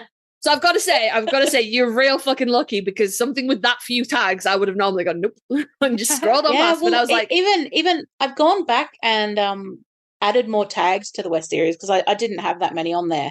But even then, I'm not sure what I would, because Run It All Over only has early in canon, brotherly platonic hand jobs, masturbation. Like, what else would I even add in there? Angst, feels. there's Pining? the first Hurt, part no really isn't comfort? angsty. No, it's not. No, there's no hurt, no comfort either. No, it's it's just not. sort of I feel like there's pining, at least on Sam's end. pining, yeah. Oh, but he's not really pining yet. Mm. Like he's just No, starting that's to just- realize, oh, maybe I have some feelings, but he's not pining yet. Mm. That's the struggle I have. Like, what would I even tag it with? Mm. Yeah. Maybe, Yeah, no, that does make sense. maybe like spit aversion. Oh no, I can't imagine. Like, I mean, if you guys have any ideas, I'm all for it. You know, Kasey knows how I feel about tagging. I will tag the shit out of something. Mhm. But yeah. yeah. No, I don't. There's not kissing. There are no, well, there is, no, there's hand jobs, but I've got that under brotherly platonic hand jobs. I suppose I could add a separate tag for that. Is there a cheeky Dean? Is there a cheeky Dean tag? Because he's a little cheeky in this. Sassy Sassy Dean. Yeah. Sassy Dean. Sam's just done with Dean. No, I think that is a tag that is Sam Winchester is so done. Sam Winchester is so done. What about something like emerging feelings? I don't know. There we catching go. feels. There's Yeah, catching feels. Yeah. Yeah. That. Oh, it's funny. Yeah. But no, so yeah, I don't know. I grabbed into that and I was like, I must have been in a commenting mood at the time because I go back and forth. I'm so glad. Yeah, it's the fates aligned for that. And I was just like, oh my God. For real. Yeah. This is the fucking tits. Jesus Christ. Aww. And I think you must have had either all of West out at the time, or I only had to wait a little while for the final installment because I remember commenting and I reread it when I went back to check. I was posting one part per day, so it was I posted Unless I Can't Resist on the 14th, so 3 days later. Yeah, but I remember commenting like, you keep giving me blue balls even though they keep putting out like I have blue balls, stop. No, I totally get it now. Yeah, and then I remember when it was to Unless I Can't Resist, and I was like, nope, I cannot deal with these blue balls anymore. God help you, you better have resolved this by the next chapter. And that just sparked it because Dreamer replied to comments like real quick. So, which I love because I'm like, yeah, conversation. So that just sparked it. And then I was like, and when I read the one shots and I was like commenting on them, and I was like, well, shit, I guess I better go tackle this fucking behemoth. Otherwise, because you know, like when you find a really good author and you're like, I need everything you've ever, I don't even care what it is. I need your storytelling in my life. So I was like, well, I either tackle the behemoth or I blue balls myself. So which is it going to be? But no, it was West, and I was just, it's so rare to get fics from Sam's point of view as well. So I was like, oh my God, it's Sam's point of view. And like it was smutty and plotty and it was just fucking great. And then you absolutely panned me in the face so hard with Sandman. So fucking hard. I'm like, I've had separate conversations with the pair of you where I'm like, I read fucked up shit for fun, okay? I have to moderate the books that I talk about with people because some people just ain't ready for the shit that I read, you know? Like I don't go around throwing out book recommendations to people because I'm like, you're not ready for this.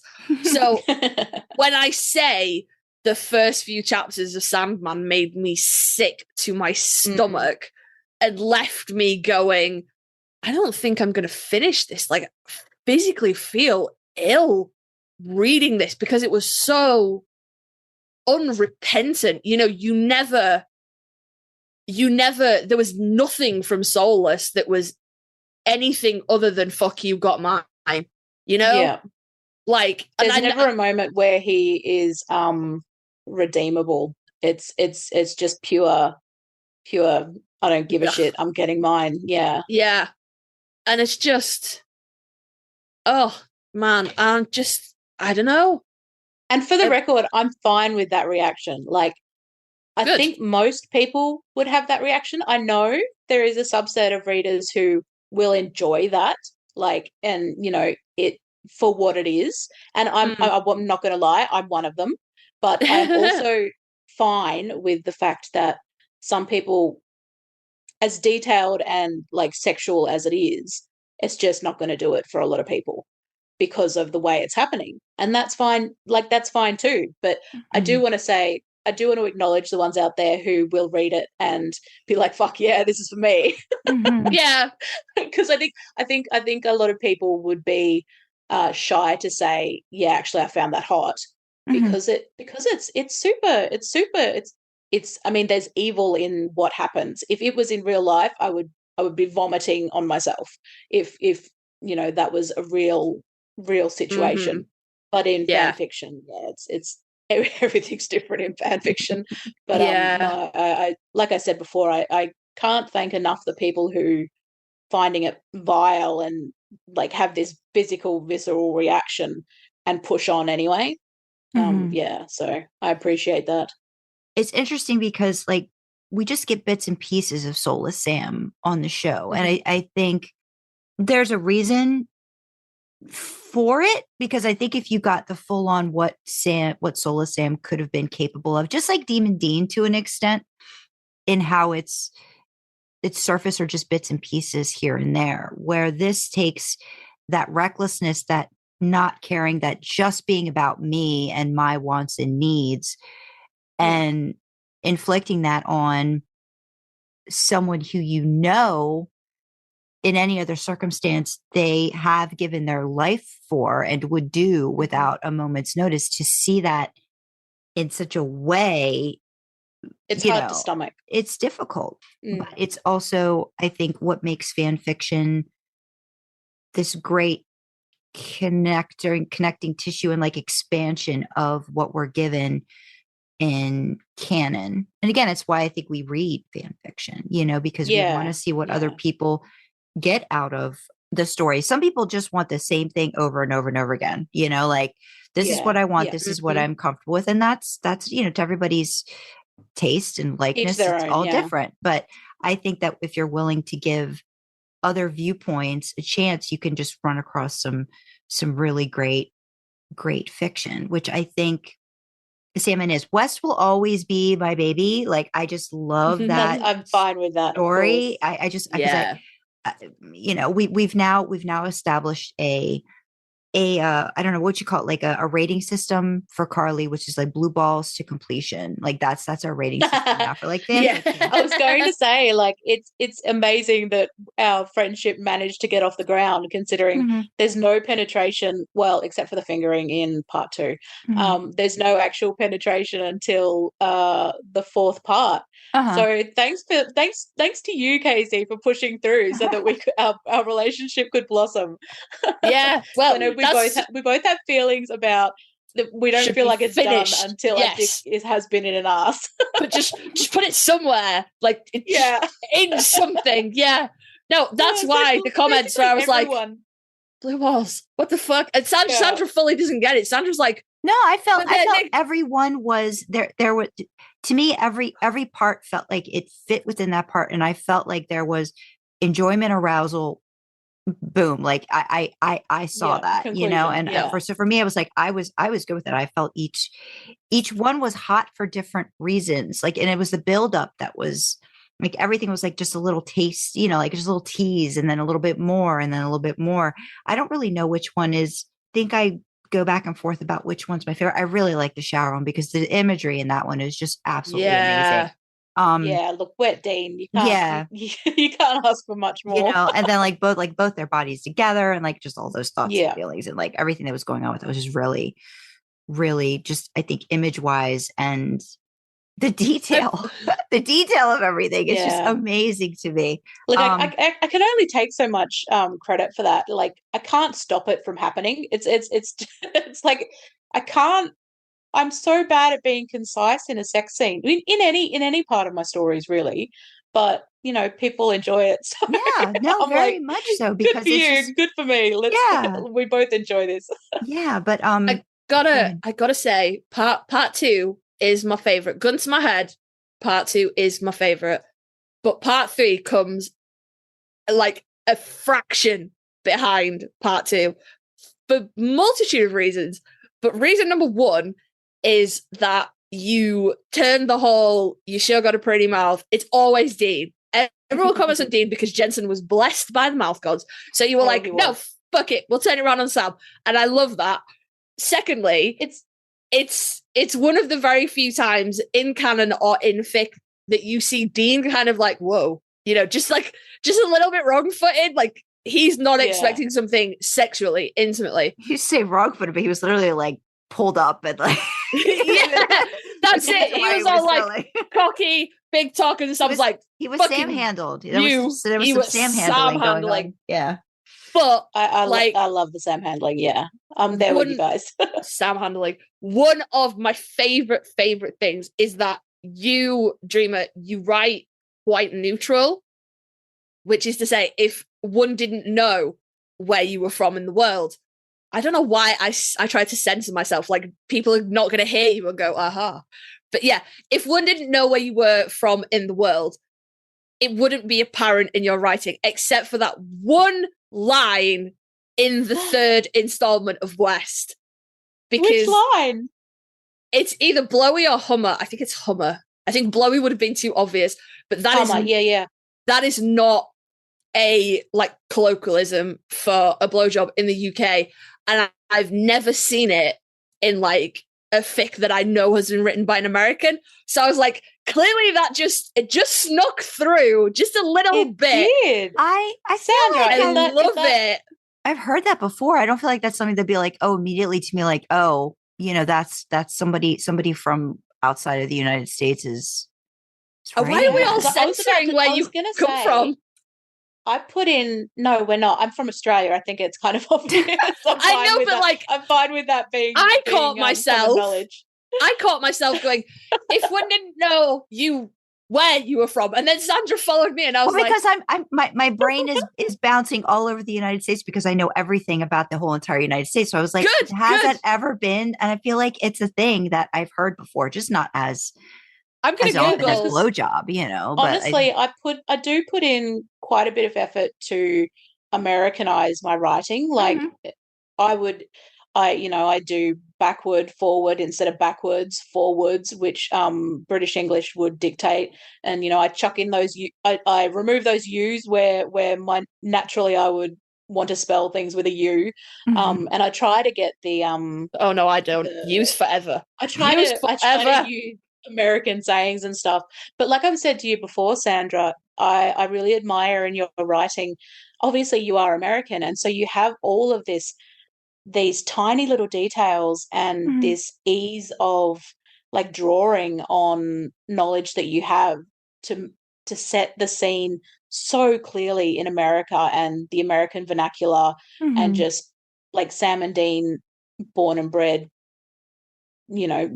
American boys. And yeah, I admire that because I don't have any of that natural font of information and tidbits and little bits and pieces that I can put in my writing. So I do put quite a lot of effort into being readably American. Yeah. So no, I definitely. If Hummer gave me away, I'm so bummed about that. I'm so sorry. Not actually, but no, for me, I could say I didn't immediately be like, oh, somebody who's not, somebody who's not. Yeah, I thought it was at least, if not a common slang for it, that it's at least something that people in America would be familiar with. That's funny. Yeah, I guess maybe it is familiar to the US, but it is very distinctive Australian slang here in the UK. So if I'm writing that scene, instead of I would have used like head or something like that, if it was mine. But so it was just, I don't know, it just gets me every single fucking time because it's that's just fine. I love it. It's like an Easter egg in my writing. Yeah, because it's like I said, you're so neutral in the way that you write, in a way that I know that I'm not. As much as I try to Americanize my fics, I know that my British comes through, and I know that some of the ways that the dialogue that I write does not sound right to an American ear, but it sounds fine to me. So it's just this one little Easter egg, and I'm like, oh, there it is. Every time. That's great. No, I love it. hands up, gun to my head, it would be part 2, but part 3 is like a fraction behind it for Yeah, I can't pick a favorite out of them. I honestly can't. I mean, if I had to narrow it down, I would at least say part 2 and 4 because there's penetration, but that's about all I can do. I can't pick a favorite in any of my fics, to be honest, because of that. It's just they're all from such, well, particularly the divide between my old writing and the stuff I've done recently. They're so different. They come from such different places, and I try to write different stories, and something that is my favorite of a particular genre or a particular theme or tag, I would say, maybe I could pick a favorite of those, but they're all so different on that spectrum that I can't pick a favorite.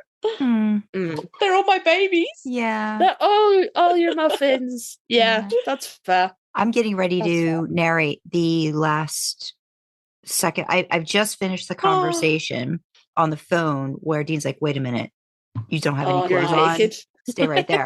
So once I read that part, maybe then I'll remind myself again of all of that, all that goodness too. So yeah, that'll be. I wanted to tell you, by the way, in part 1 of Unless I Can't Resist the Podfic that you've done, your emoting in the dialogue has come so far since even just when you podficked the first part. I can hear Dean in the dialogue when you're reading it, and so I cannot wait for that phone conversation. I am so psyched. It's yay! It's been fun. It's been fun. I can definitely say I'm cringy about listening to the stuff I first did now. It's still amazing. But I feel like it's just like with fan fiction writing, it's a process when you learn different things and you just keep practicing and you get better. Absolutely. I'm enjoying trying to go back and forth between Sam and Dean. Sam's a little harder for me, but I feel like I just, with Dean, I just kind of you have a natural affinity for him. It's like Kasey knows Sam, Dean. Yeah. So I think probably there's a slight more and it's hard to make him, to me, like vocally, it's like, because I don't feel he's as hard or rough as Dean speaking. So it's like I kind of just tweak it a little bit. It's not quite there, but it's like, well, if I could just get his point across, and like how I think he would you do an amazing job. But it's like there's like few things that make me prouder than the fact that you wanted to spend all of this time podficking my stories. It's really good. I just think it's really good. I'm sorry, I'll never be able to do Sandman. It's too long. No. Oh my gosh, I would not inflict that on anyone. But I have been told that I need to read the tags, so I may do that. You mean the Sandman tags? I may have to narrate. Oh my goodness! That. Please do. I may have to do that because there's pages and pages of that. There are. But no, I just so many tags. I really do. I really do like how when you feel like you're in a character, and that comes from the writing too. So when you're reading something that just feels like them, it makes it a lot easier to act like them, if that makes sense. Yeah. So it totally makes sense. I'm glad that you were inspired in the reading to be able to do that. I love talking like Dean, though. I really do. I really do. I love it. That's obviously part of it as well. You are feeling it and enjoying it, and it's so obvious. And you're awesome. I love you. You're awesome. Thank you. Yes. Thank you. Yay. Absolutely. Let's go. We want to thank Dreamer. Please let us know if you have any thoughts, comments, anything about stuff, because she's in Discord with us. So if you want to join Discord, you can talk to her in real life. Yeah. So if you want to reach out to us, you can email us at idlingintheimpala@gmail.com. You can comment on Spotify and use the Q&A section to share your thoughts. All our contact details are on our website, idlingintheimpala.com. Go check it out. Also, don't forget to like, comment, share, follow, and subscribe wherever you access your podcast, but especially if you are watching or listening on YouTube. Engagement like that helps us massively with the algorithm. All hail its benevolence. Don't forget to go check out Dreamer's stuff. Links to her AO3 will be in the description. And also, if podfics are your jam, Sandra is 4 out of 5 parts into narrating the West series. So you could start listening to them now, and the 5th and final part will be up soon. I hope it should be up. Yeah, I'm hoping it'll be up by the time. We'll see. We'll see. It should be up by the time this episode comes out. Yeah, it should this episode is scheduled for quite far in the future. So yeah, like you should go and leave Dreamer some kudos, and then you can come and leave Sandra some love as well, because it's fucking gold star, guys. Like, oh my god, amazing. So don't forget to go do all that stuff. Along with links and such in the description, there are causes that we are championing in the description as always. From me, there are a UK-based and a USA-based LGBTQ plus charities that you can reach out to, talking kind of help, crisis help, things like that. They are in the description if you need them. From Sandra, we have got some mental health charities, for people who might need help after surviving, kind of like abuse, traumatic events, and also taking care of your mental health, which, it's 2024 and we're all kind of just a little bit crazy. So that's in there as well. But also it is 2024. It is election season, ramping up again in the USA. Actually, I think we might have an election this year. I should probably look into that, actually. Okay. A lot of people have been banning about May. Shit. Leave it with me, guys. Okay. I'll go and investigate if the UK is also having an election. But either or, if the UK is having an election, the advice will be the same, which is that it is a jump to the left, not a step to the right. I really should, fucking include the Tenacious D video that I stole that from, but I'm not going to. So it's fine. But Sandra has provided, is it American Civil Liberties that you've got in the description? Yeah, I know things, guys. Yeah. I know things. And I also did a vote.gov, just because it gives information on registration, different things like that, like all the things you need. I think that's a new one that's on there now too. Yep. So, check those places out. We know that this election is, or the USA election, I mean, is really, really pivotal, life-changing, once in a generation kind of shit. So let's keep it together, lads. It's a jump to the left, not a step to the right. Let's vote blue. But Sandra has provided those links to where you can get any information about voting in your state, registration, early voting, postal votes, ID. Don't forget to take your bottle of water, because it's a crime to give someone in line a bottle of fucking water. All the best ways to avoid all of the fucking nonsense that is going to come at you as we move forward towards November is in the description. And as always, in the description, it is very, very much my hope. This episode is not due out for a little while yet, so it is very much my hope that by the time this episode comes out, we will have been able to remove these because they will no longer be needed. But at time of recording, which is in January, they very much still are. So we are highlighting, spotlighting, championing, whatever adjective you want to use for drawing attention to, 2 charities that are on the ground working with people in the Ukraine that are still trapped and cut off by Russia's unlawful invasion of the Ukraine, and on the ground in Gaza working to help people who are also cut off, trapped, starving, in need of aid due to Israel's conflict with Hamas. And again, it's a conflict with Hamas, but the people, the Palestinians in Gaza, are the ones that are suffering here. So I don't want to make this political. I'm not really interested in whether you think this country or that country is right in either of these conflicts. This is humanitarian, guys. People in Ukraine and in Gaza are trapped. They are cut off. They are starving. They are dying. Okay? It doesn't matter about politics at this point. This is humanitarian. So we are drawing attention to both World Central Kitchen and Doctors Without Borders, both links in the description. As the name suggests, World Central Kitchen is helping to get meals to people that have been cut off, and Doctors Without Borders is obviously there administering aid to as many people as they can as well. So we have made the podcast Idling in the Impala have made donations to both World Central Kitchen and Doctors Without Borders. We are practicing what we preach. And with all of the charities that we've linked in the description, if you can help them keep helping others. I'm sorry, I forgot a word for a second there. If you can help them keep helping others with donations, or even just sharing the links around on social media, it doesn't have to be monetary. Just getting the word out there, just getting the links out there for as many people as you can. That is amazing. But if you need help from any of these charities, that is also what they are there for. Reach out to them if you need their services. So, all that being said, good Lord, this outro gets longer and longer every time I fucking do it. We will say thank you for joining us in the backseat. Thank you to Dreamer for coming back for a third time so we can get this interview knocked out. And again, reminder for the disclaimer that I gave at the start of this episode.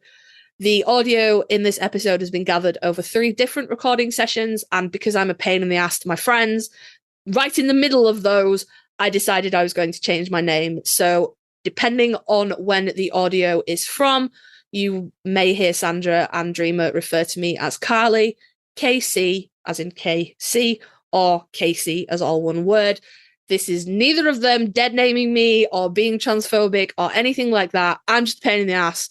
They changed my name in the middle of it, and I went through a few iterations before I settled on what I settled on. So just remind the disclaimer. But yes, thank you for joining us. Thank you, Dreamer, for joining us. Thank you, Sandra, for putting up with my nonsense as always. And we will see you next time, guys. Bye-bye. Bye.